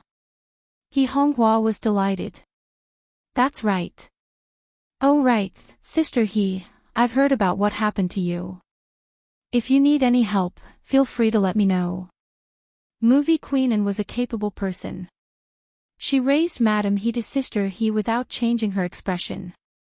If it had been someone else, Hee Honghwa would definitely be on her guard. Not only did this person look at her with sincerity, she was also beautiful. Most importantly, she didn't have anything on her that she was concerned about. Her warmth made Hee Honghwa feel as though they were old friends at first sight. There wasn't the slightest bit of pretense. In reality, Movie Queen Anne was indeed such a person. I have long wanted to speak to Sister He and have thought of paying you a visit, but I was afraid it would be too abrupt. Today, I heard that Sister He would be attending the banquet, so I specially came over to befriend Sister He. Movie Queen Anne wasn't just expressing her sincerity to Hee Honghwa, she was also saying it for Guorong, who was standing beside them. The way she had asked Joe to move away from the piano was clearly an act of contempt. Movie Queen Anne didn't feel the need to give her any face. At that moment, it wasn't just Guorong, even Yang Huan's face turned pale after hearing the entire story. It had to be said that Movie Queen Anne's words were a slap to the face, leaving no room for negotiation. On the other hand, Hee Honghwa was the most generous and straightforward. You should have said so earlier. If you had said so earlier, we would have met at home. I don't know anything else, but I know how to cook. When you come to my house, Sister He will cook for you. That would be great. I love to eat, but that's the disadvantage of being an actress. There are so many things I want to eat, but I can't eat them immediately. Movie Queen Anne's tone was coquettish. Take today for example, I just want to eat scrambled eggs with tomatoes. I can't even find that kind of home-cooked taste outside. Hee Honghwa was honest, she immediately replied, that's easy, if you want to eat, come over tomorrow. Can we eat tonight? After Movie Queen Anne asked, she felt that it wasn't polite. I'm disturbing Sister He, I'll eat tomorrow. Hee Honghwa couldn't bear to see the beauty in such a state. It's not disturbing, I just need time to prepare the ingredients. It isn't too late, if you really want to eat, let's go home. I'll have to trouble Sister He then. Movie Queen Anne held Hee Honghwa's hand and smiled. She looked like a helpless little bird. Bo Jio raised a brow as she walked over. Go home for dinner. What was going on? What was going on? When did her mother and the Almighty's mother become so close? In the time she had been playing the piano, the two of them were already calling each other sisters, completely disregarding her and the Almighty. That was indeed the case. The two of them chatted for a while before deciding on the itinerary. Even though Bojo didn't think it was a good idea to attend such a banquet, she was still a little confused when her mother shoved her into the car so quickly. She glanced sideways at the Almighty, who was sitting beside her. His face was expressionless, handsome and elegant as usual. Was she making a fuss out of nothing? Bojo arched a brow. The four of them sat in movie Queen Anne's car, a Bentley. Even the chauffeur was an old subordinate of the Chin family. His aura was undoubtedly the most graceful among all the guests. Yang Huan came personally to send them off. In reality, she didn't want movie Queen Anne to leave, but there was something she had to mention. "Mrs. He, I'm sorry for my negligence, I hope you won't take it to heart." He Honghua knew very well why Yang Huan said that. It was all for the sake of her younger sister Anne. Hence, He Honghua didn't reply, merely smiling. People with different principles couldn't make plans together. In the future, she wouldn't attend such banquets and she wouldn't befriend Yang Huan. That was all. It was understandable for Yang Huan to come out since she was acquainted with movie Queen Anne. But Guo Rong followed, afraid that her son wouldn't have a chance once movie Queen Anne left. Without a second thought, she pressed the car window. "Madam Anne, I have a private matter to discuss with you. May I know when you are free?" Guo Rong's actions weren't polite at all. However, she didn't realize it herself. She emphasized in a self-centered manner, "It's about my son." "Please make time, Madam," and movie Queen Anne was perplexed by his words. She smiled. "We aren't close and I don't have the obligation to talk to you about your son. Let's go." Guo Rong watched as the Bentley was about to leave, fuming. How can she be like that? Her voice drifted into the car. Even movie Queen Anne wasn't fond of such people. She always believed that everyone in the world should help her and that it wasn't good if they didn't. As compared to such a two-faced person, her in-law was much better. He spoke his mind and was magnanimous. Even though he was careless, he understood the bigger picture. Movie Queen Anne felt that there was nothing wrong with her son and Jiu being together. Even if the gender wasn't ideal. But there wasn't anything else to pick on. Her in-law was easy to get along with. Movie Queen Anne's next step was to think of a way to win her over, to ask her about her thoughts and try to get her to accept as soon as possible. Bojo didn't know what movie Queen Anne was thinking, but from the looks of it, movie Queen Anne was indeed too passionate towards her mother. She had called her sister he so intimately. Was scrambled eggs with tomatoes that attractive? Bojo didn't understand movie Queen Anne's actions. It didn't mean Chin Mo didn't understand, but it wasn't the time to point it out since there were still people around. Especially the person beside him, who was still thinking of escaping. It wasn't suitable for her to know his intentions. If he forced her even more, it would be troublesome if he allowed her to leave. Chin Mo's method was straightforward. He would settle her down and not allow her to go anywhere. Once she was completely his, he would talk about other things. With that in mind, Chin Mo reached his hand out, grabbing onto her hand without a change in expression. There wasn't any emotion on his face. There wasn't much emotion on his face, but when his long and narrow eyes looked towards Bojo, it was obvious that he was telling her to be quiet. Bojo didn't retract her hand because that would attract the attention of the two parents in front.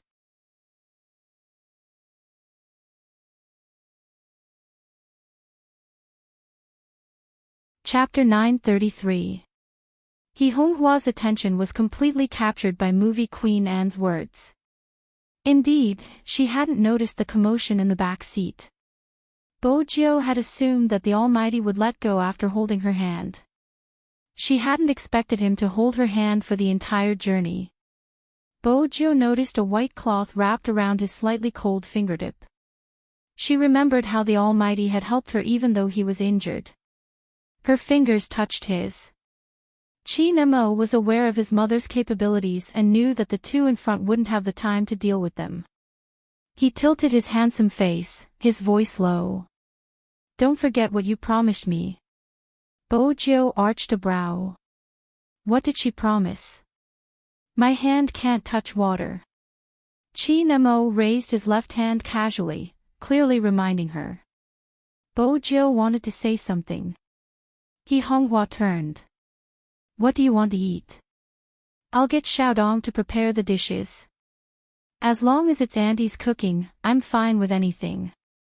Chi Nemo smiled, looking like a noble. Bojo couldn't help grumbling internally. She had never seen anyone as picky as the Almighty. He actually said anything was fine. I'll get someone to prepare it. He Honghua had been amazed by the perfect youngster in this world. He was so polite, it wasn't surprising that he was good friends with her Joe. Bojo glanced over, lowering her voice. Bojo glanced over, lowering her voice. Brother Mo, be careful, there are carrots in my mom's soup. Chi Nemo glanced at the mischievous youngster, replying slowly, indeed, you should be careful. Bojo laughed. Was the Almighty going to admit he was picky? Auntie. Chi Nemo glanced up, smiling lightly. Joe said he doesn't like carrots. Let's not put carrots in the dishes for dinner. Bojo, he Honghua stilled, turning towards her Joe. Why didn't he tell me he doesn't like carrots? I won't put them in the soup this time. No matter what she said, it would only make her seem humble since the Almighty's move was too shameless. Movie Queen and understood her son better. When she heard his words, she glanced at Chi Nemo, smiling ambiguously. She was a beauty. She knew better than anyone who didn't eat carrots. Movie Queen and hadn't expected her son to pull such a stunt. If it was in the past, he would definitely not say what he liked or didn't like. In fact, he rarely visited anyone's house. Also, did these two people really think that she could not see their little tricks? He had underestimated her too much, humph. The more Movie Queen and looked at them, the more she liked them. Especially when Joe was depressed, his silver hair would curl up, and the resentment of the beautiful youth. Chi Nemo naturally noticed the way the youngster was looking at him. His thin eyelids lifted slightly, his eyes overflowing with a smile. Movie Queen and took in his smile. The last bit of unwillingness in her heart disappeared without a trace. She hadn't seen her son smile in such a long time. Probably only Joe could make him like this. He was no longer as rational, and even a little unreasonable. But this was him with flesh and blood. He hoped that the influence of that incident would disappear like smoke in thin air. With that thought, Movie Queen and pulled He Honghua over to talk about shopping. Regardless of the age or status of a woman, when they talked about clothes, they were always the same. It was as though they would never be tired. Bojo waited for the two parents to resume their conversation before glancing in Chi Mo's direction. It was a little resentful. In that instant, Chi Nemo was in a daze again. It was as though the youngster in front of him had become very, very small. Then, she sat on his bed, her pair of lotus root-like short legs swinging back and forth. She was not at ease at all. She also looked at him with the same gloomy gaze. She was so noisy that he could not even write a word. Right? Chi Nemo frowned at his own imagination. Had he been sleeping too little recently? Even images that didn't exist had appeared. But Chi Nemo was curious about how she had looked like when she was young. On the other side, Guorong was upset that she hadn't managed to stop Movie Queenin. She called her son and complained that it isn't nice at all. If she hadn't helped you, I wouldn't have ended up like this. Who knew that she wouldn't even bother to look at me when I was already at the car door? What kind of person is she? Yi Sihua held onto his phone, pushing the crowd aside. Mom, there's no need to look for her. Guess who I saw just now? It's Director William from The Matrix. With him around, there's no need for me to look for her. Guorong was elated. That explains why I didn't see you. I've been looking for a chance to talk to Director William and chased after him. That's all for now, Mom, I'm hanging up. Wait for my good news. Lee Si-hwa was confident that he would catch Director William's eye. After all, he had an Asian feel to him. Moreover, Director William must be here for the casting. If not, an international director wouldn't be so low profile. He was definitely here to recruit newcomers. With that thought, Lee Si-hwa's eyes lit up. He pushed the receptionist aside and rushed towards the British man. Director William obviously did not expect someone to suddenly appear in front of him. His blue eyes were filled with astonishment. To show his respect, Lee Si-hwa bowed before exclaiming in English, "Director William, I didn't expect it to be you. I thought I was seeing things. Could you please sign your name for me? I like your movies a lot. The last time I met you was at the film festival, but I don't think you remember me. I seem to be rambling, but you should be able to understand how I feel when I meet my idol.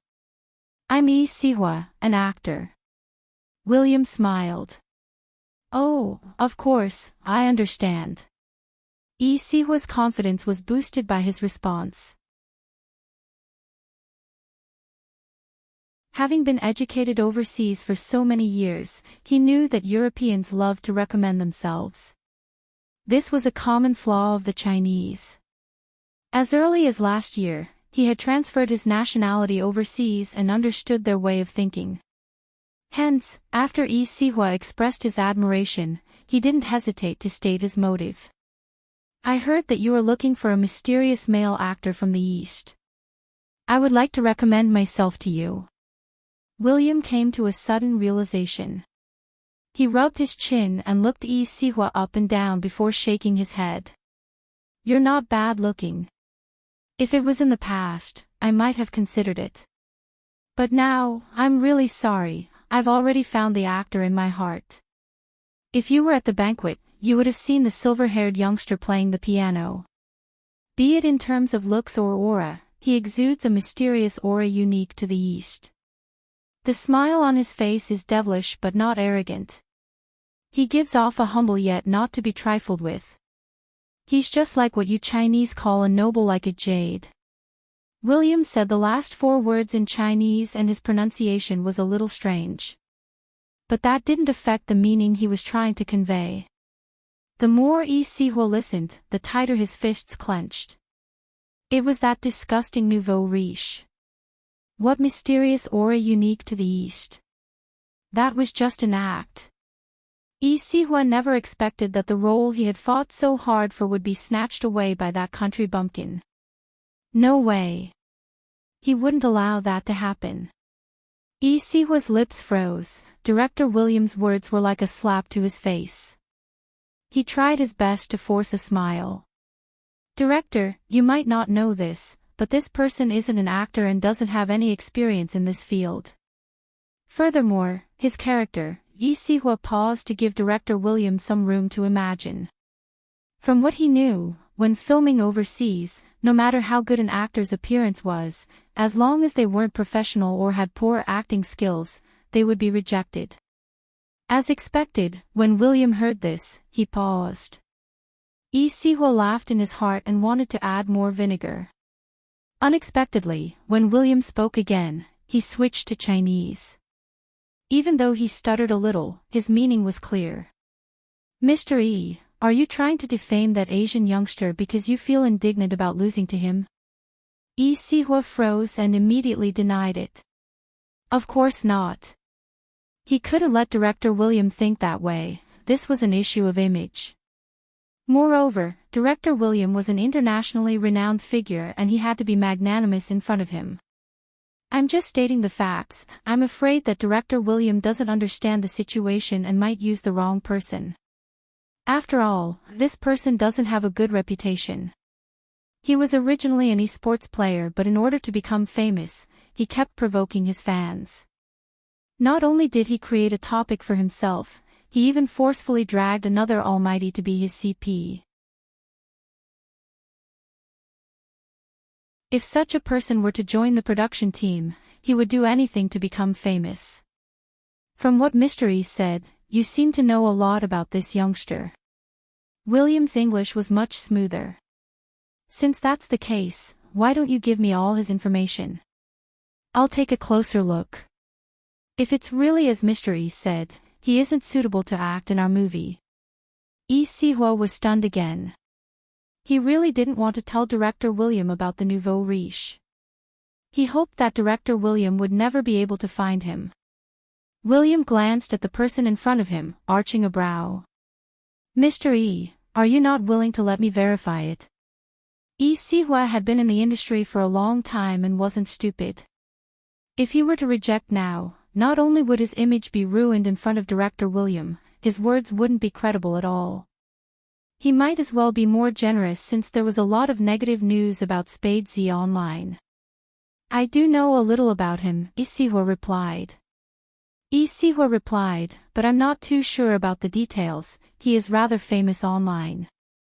Director Willem, if you are looking for him, you can do a search online. Escapades is his in-game name and his mother is from the countryside.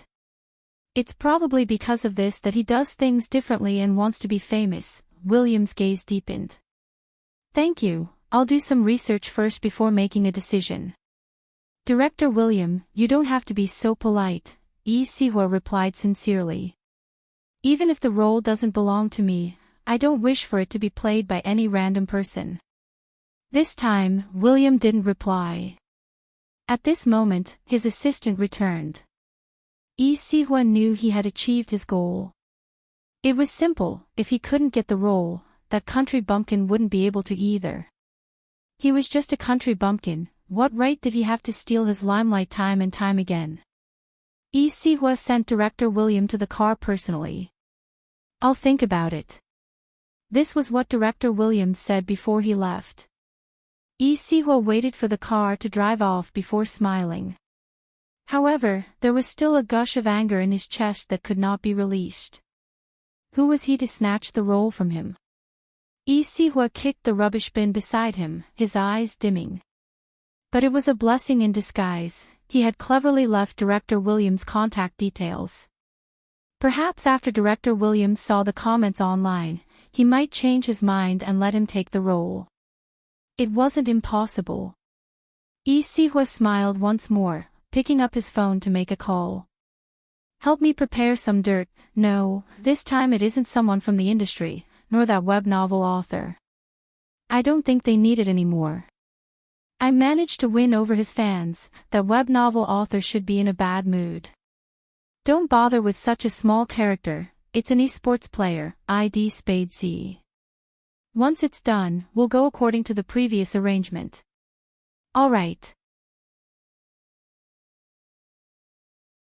The person on the other end of the line had a sharp mouth and monkey cheeks. Who else could it be other than the tall and slender criminal gang? He hung up, lifting his head to smile at the girl operating the computer. One of our chess pieces has his eyes on Escapades, that's right. The girl smiled. Help him out. The tall and slender man seemed to have other matters to attend to. The crime squad, don't worry, they won't be able to find anything. The girl tapped her fingers on the keyboard. The new psychologist has already taken over the investigation with the help of the higher-ups. No one will be able to stop us. How's your discussion with Rao Rong? The tall and slender man laughed sarcastically. He seems a little conflicted, he's still so naive. That's all, he wants to walk his own path. Even if he can't play in the professional league anymore, the mention of his father will calm him down.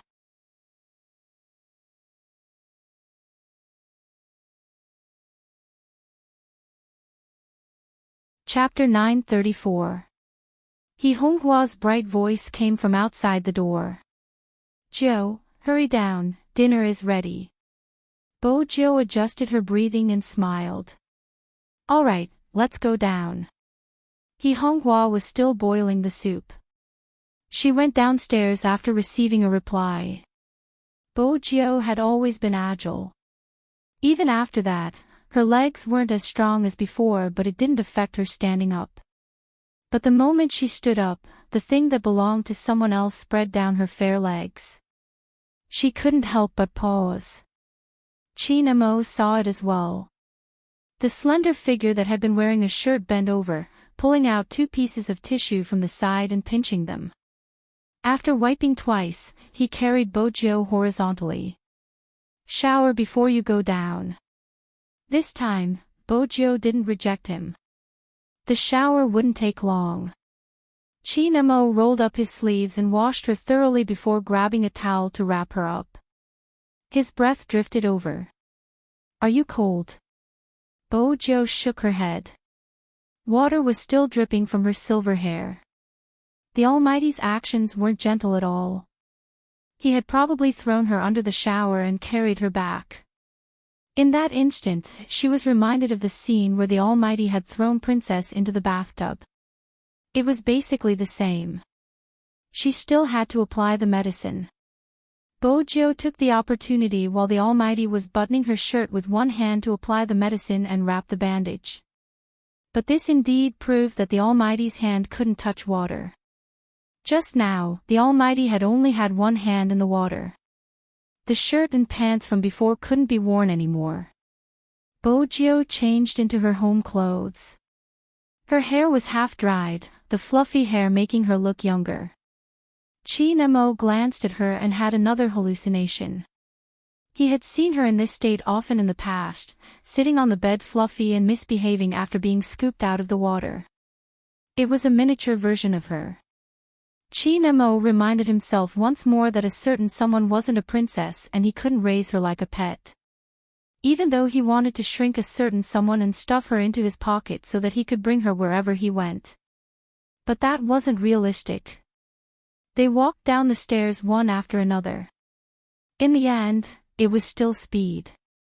It took less than half an hour. The dishes were already on the table. 8 home-cooked dishes and a soup looked very delicious. Probably every parent would take out their child's childhood photo album when they were a guest. Honghua was no exception.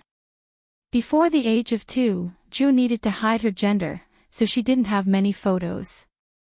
Ever since he was 2 years old, he had been getting more and more. Honghua pointed to one of the photos and said, "This is the photo before she was sent to kindergarten."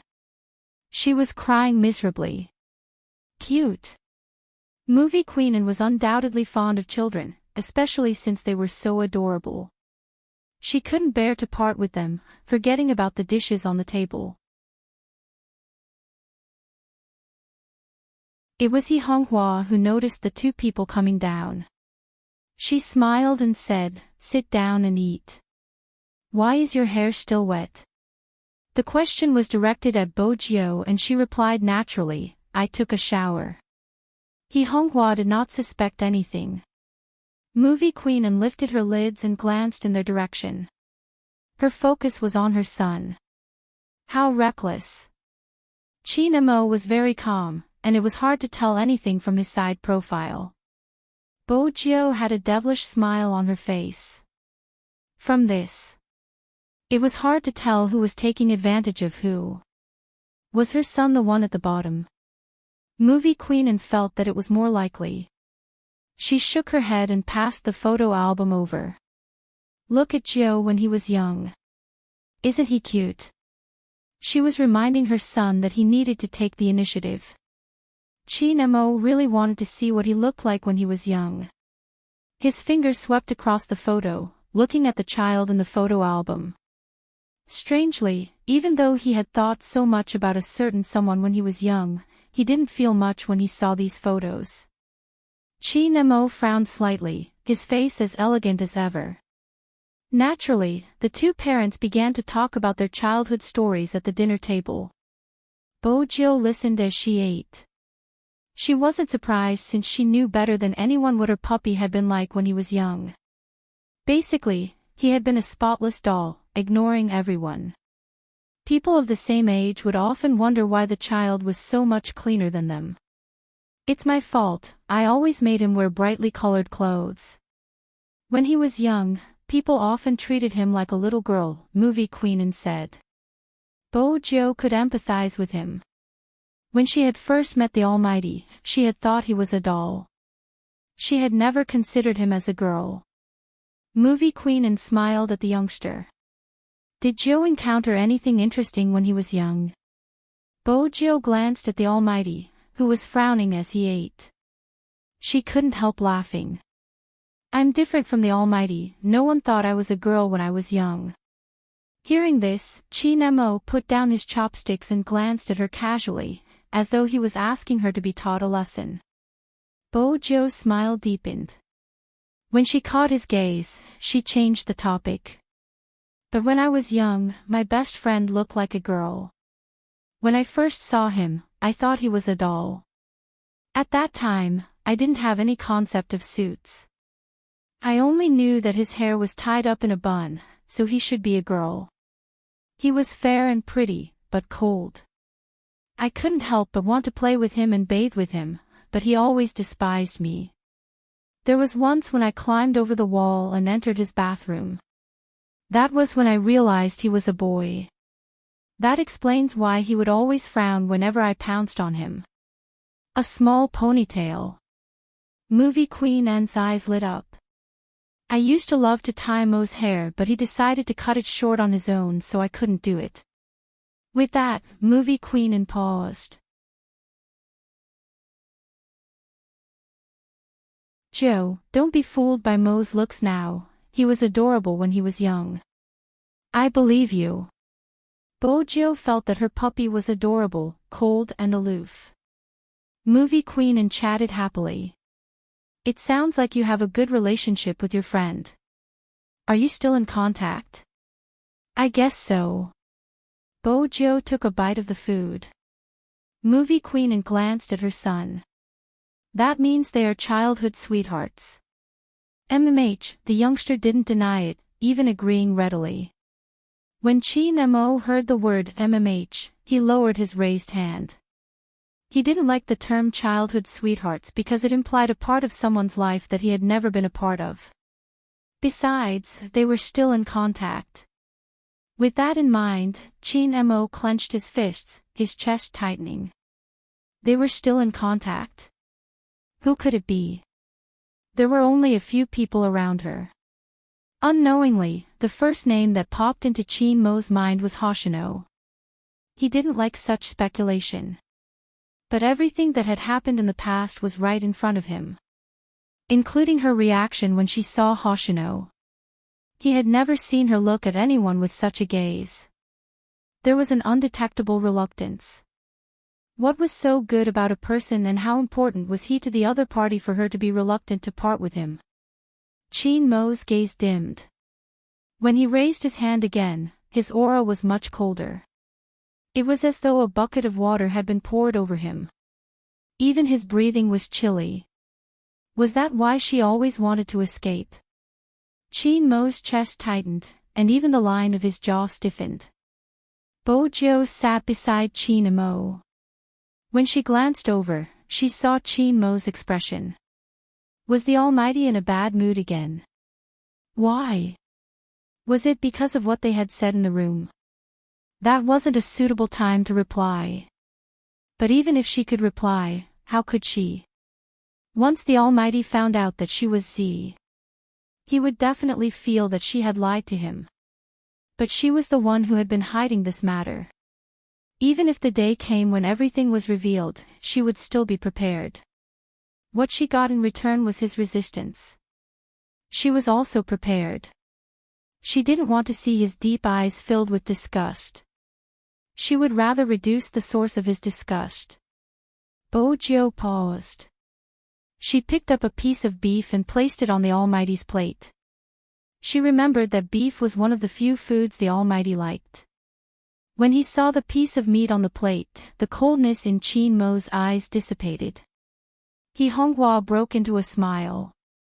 Chin-mo likes beef. Eat more. With that, she picked up a piece of meat and placed it over. Joe watched as the Almighty stilled. His etiquette wasn't bad, it didn't make Honghua unhappy. But when he lowered his head, he used his chopsticks to push the rest of the beef forward. Then he picked up the piece she had picked up and placed it in his mouth. It was probably because of the slight frown on his face, which made him look extremely serious. His seriousness reminded her of the times when they were young. He would sit on the bed and wipe her hair with a towel. He would even warn her not to barge into his room. Ever since then, she hadn't entered his room. She had stayed on the balcony to watch him write. In the end, she didn't know why, but he was probably afraid that she would destroy all the plants he had been growing. He had opened the window to let her in, saying that he would only keep her for one night. That day, Bojio had washed herself especially clean, afraid that her puppy would dislike her again. Fortunately, her puppy had lifted the blanket coldly and told her to lie still. It was difficult for her to stay still. But her puppy's voice had been pleasant. He had opened his fairy tale book and read her a bedtime story. Sometimes, he would reach out and stroke her hair. He had told her seriously that as long as she didn't play with William, he would read her stories every day and let her sleep on his bed. Between William and her pet, she would definitely choose her pet. Back then, he hadn't allowed her to do many things. That included eating potato chips on his bed. But after listening to his stories, she would feel hungry. He would sweep her a cold glance before heading downstairs to bring food up, just like a little prince. At that time, he had already cut his hair short and was wearing cotton pajamas. His features were still prettier than hers and his body was soft. Indeed, she couldn't judge a person based on their childhood. Bojio would never have expected that her puppy, who had always been softer than her, would have such sharp edges. Which part hadn't changed? It was those eyes. Beneath his thin eyelids was a pair of deep and narrow phoenix eyes. Ever since he was young, he had been different from others. Nice to look at? A familiar voice asked. Bojio arched a brow. MH? You've been looking at me since a while ago. Chi Nemo took the chance when Honghua went to scoop the soup, turning to press a cold breath into her ear. What are you thinking about? Haven't you slept enough? Bojio was thick-skinned. The best way to deal with someone as scheming as the Almighty was to remain silent. But the next question made her pause. The Almighty asked, "Is this childhood sweetheart the scheming boy you told me about?" Scheming boy. Bojio couldn't help wanting to laugh.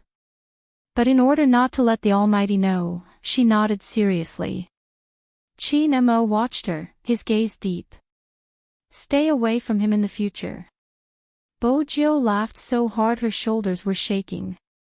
So the grown Almighty was so hostile towards her when she was young. Chi Nemo couldn't understand why she was laughing.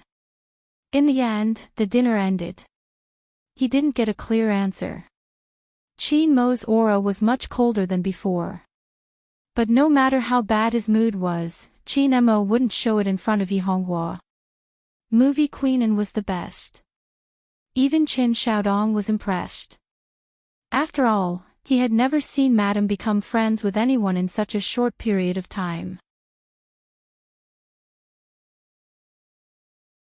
Movie Queenin was the first. Moreover, they seemed to be getting along well with each other. They didn't even notice the change in time. This time, Movie Queenin came back not only for her son but also because there was a role that suited Joe. She wanted to try persuading him to see if he would agree.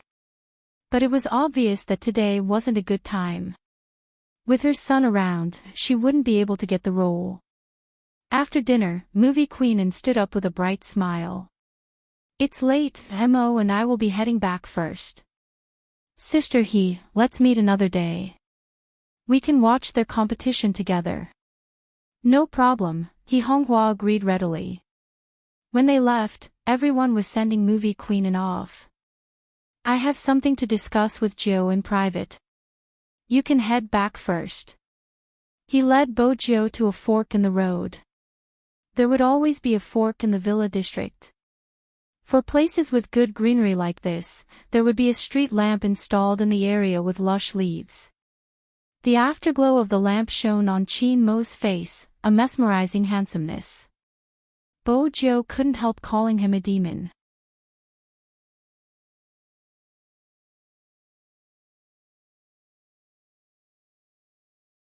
Chapter 935. What day was it? Bo Jiu was confused. It shouldn't be the Almighty's birthday. Since it wasn't his birthday, what other day could it be? Chin Mo glanced at the confusion in her eyes. He frowned and said coldly, "Confession." What confession? Bo Jiu was confused by the hint. That handsome, mixed-race face inched closer to her, bringing with it an aura that made her restless. It's been 30 days since I confessed to you. The 30th day of his confession. Bo Jiu stilled. She hadn't expected the Almighty to remember such a day. It wasn't easy to reply. But she couldn't ignore it. Time flies. Back then, Brother Mo, you were really... I was afraid you would turn gay. Bo Jiu smiled mischievously. She had the upper hand when she had first met the Almighty. Now, she couldn't tease him even if she wanted to. Chin Mo watched her beautiful eyes, speaking leisurely, "Even if I turned gay, you were the one who did it. Don't change the topic." I definitely didn't change the topic. Bo Jiu felt that this position was too dangerous. If she wasn't careful, the Almighty might take advantage of her. Hence, she straightened herself.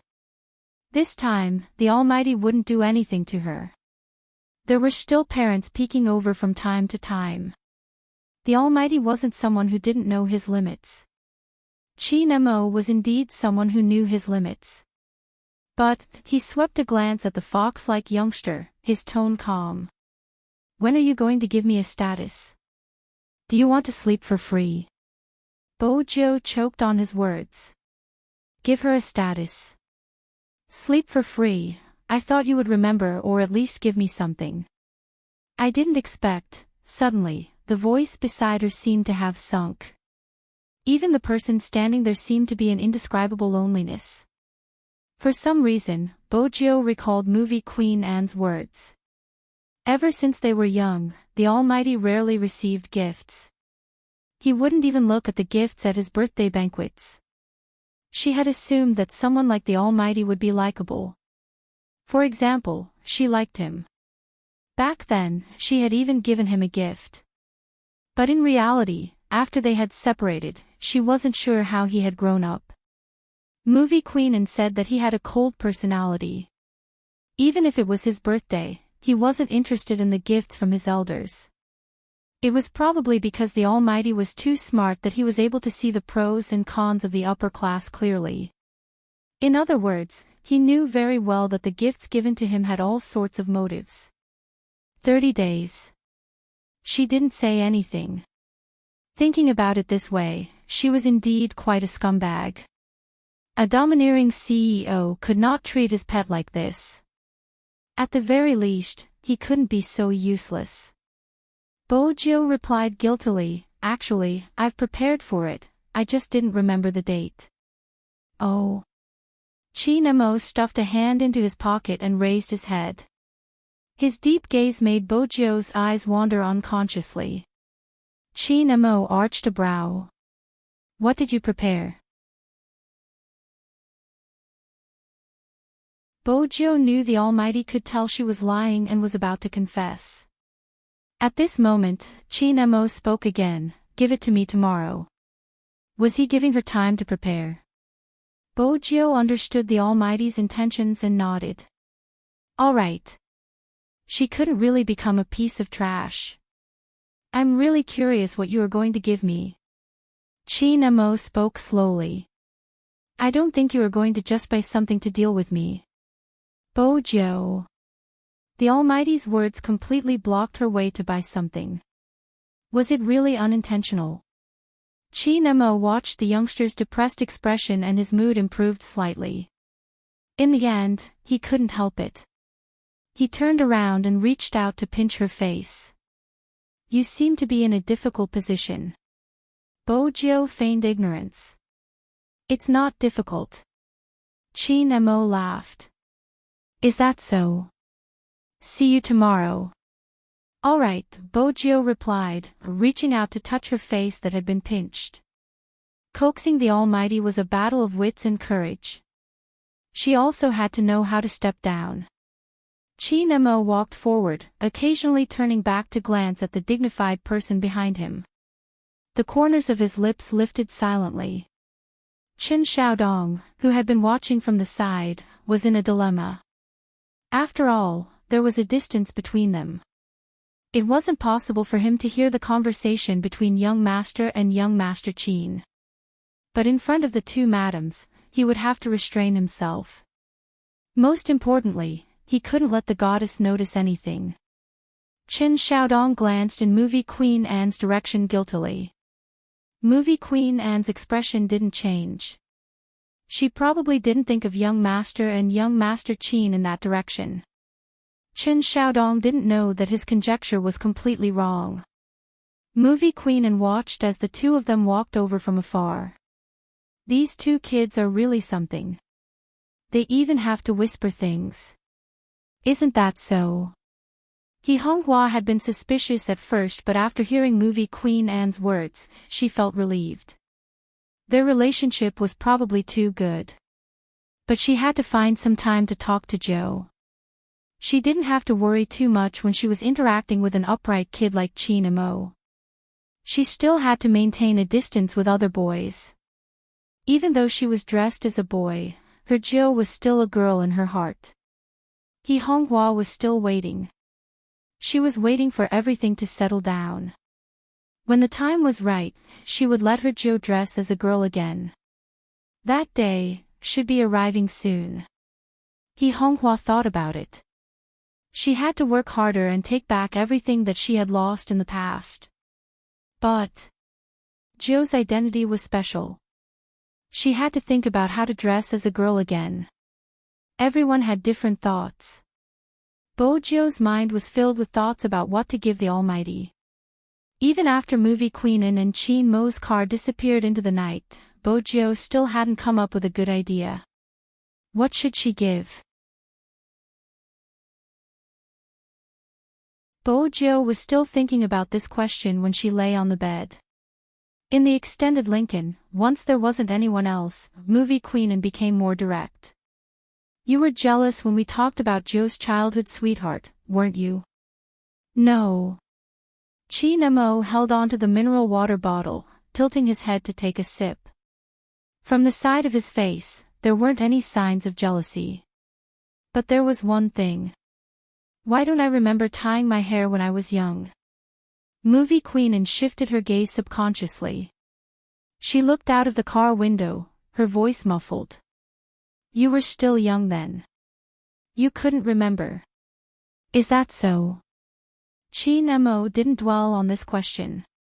Instead, he turned on his phone and searched for a certain someone's profile picture on WeChat. He typed a few words over. Don't forget to bring your present tomorrow. After Bojo received the message, she couldn't fall asleep. She tossed and turned for a while before a thought struck her. She smiled and stood up, walking towards the basement she had remodeled. The moment Bojo entered, the three pure white ultra-thin laptops lit up at the same time. Silver icons flashed, just like a scene from a blockbuster movie. If it was something she had personally made, the Almighty might like it. She followed this train of thought. Bojo opened the game official and found the video of their team's competition. With a click of her mouse, she saved, edited. In terms of operation, it wasn't complicated. But it took a lot of time. If she wanted the camera to have a sense of story, she had to find the scene bit by bit. The night sky outside the window was getting darker. Bojo sat in front of the computer, her left hand on the keyboard while her right hand clicked on the mouse. Her beautiful silver hair was messy, but she didn't seem to have any intention of stopping. The Qin family. The lights never went out. This was a unique characteristic of the military compound. Regardless of the time, there would always be soldiers on duty and patrols. Movie Queen stood in front of the floor-to-ceiling window, watching the swaying white poplar with a heavy heart. It wasn't because of her, but because of the question her son had asked her in the car. Madame Zhang brought a cup of tea over. "Madam, did you have a bad chat with Madame He?" "Of course not." When Movie Queen smiled, there were dimples on her face. "Sister He is a straightforward person and doesn't forget her roots. There aren't many people who can maintain their character after entering the business world. She doesn't compete or lie to herself. A woman is weak but a mother is strong. Joe has a good mother." Madame Zhang laughed. "It seems like the rumors aren't entirely trustworthy." "It isn't at all." Movie Queen lowered her head to take a sip of tea, her brows still furrowed. Madame Zhang was confused. "Then, Madame Zhang, what exactly did Mo go through to lose a portion of his memory?" Movie Queen Anne's question had become a taboo in the family ever since. Madame Zhang didn't know how to answer. No one would be able to forget the young master who had come down from the private plane with blood dripping from his fingers. At that time, his thoughts had been in a mess. Movie Queen knew she wouldn't be able to get an answer. Hence, she took a deep breath. Now, he has started to interact with criminals again. "Madame Zhang, I'm worried that the past will repeat itself." "Madam, don't worry. With young Master Joe around, it won't happen." Movie Queen broke into a smile. "You're right. Once one thought things through, they would gradually let it go. It was the same for everyone. What they couldn't let go would always be the injustice." In the club, Rollercoasters looked at a screenshot of the news. His hand tightened around the mouse. It was an old piece of news about $1 million of embezzled money found in a policeman's house. Because of the double-crossing, the policeman didn't have a good ending. Rollercoasters hadn't believed this piece of news at all. He wanted to clear his father's name.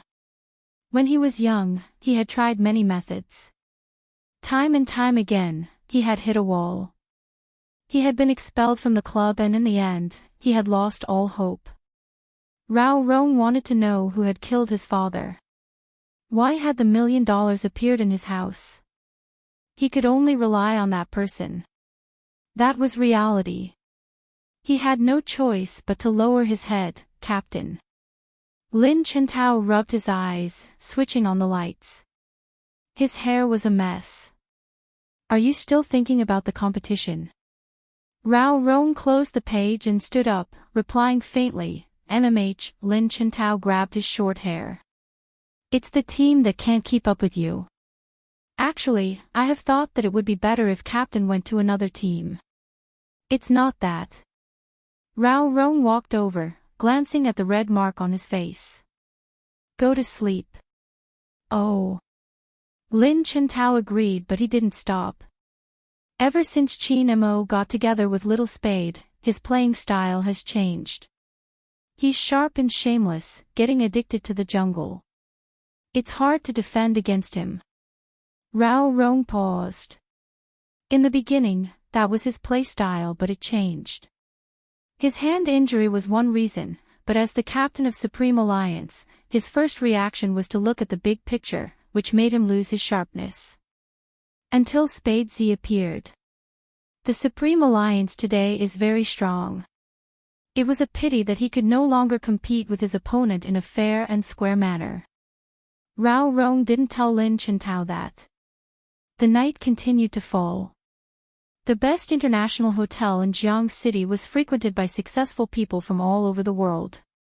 Director William's Chinese wasn't as accurate as his son's. Fortunately, his son had translated the comments online and sent them to him. He had also mentioned that he would be flying to Jiang City in the next 2 days. It had to be said that William was hesitant after reading the comments. Should he invite the youngster over? He despised people who didn't have a bottom line just for the sake of fame. But this Chinese boy, Joe, fit the image in his heart. It would be a pity to give him up. But as a director, he had to consider all aspects of the crew. It would be better to leave him aside and see if he could find anyone else in China. William looked at the comments on the internet again, shook his head, and turned off the computer regretfully. At this moment, Bojo was still in front of the computer, working on something. Her eyelids were heavy. She took 2 sips from a bottle of mineral water before continuing. It was almost daybreak. Bojo stood up, pressing onto her neck. She glanced down at her watch, preparing to search for the last bit of material on Weibo. Unexpectedly, she received a private message from Sister Turtle. I have a presumptuous request. I would like you to help my friend. The next match will be against the Xiangnan team. I know you're busy, but I've thought about this for a long time. Only you can help my friend. That was the first message. The second message was long. You're tuning into the LoveLore Library YouTube channel. We're so grateful for your support, and don't forget to subscribe to join us on this incredible journey through captivating stories. Your generosity through donations truly makes a world of difference, as it's the primary source of revenue that allows me to expand and enhance this channel for you. Thank you from the bottom of my heart for being a part of this adventure.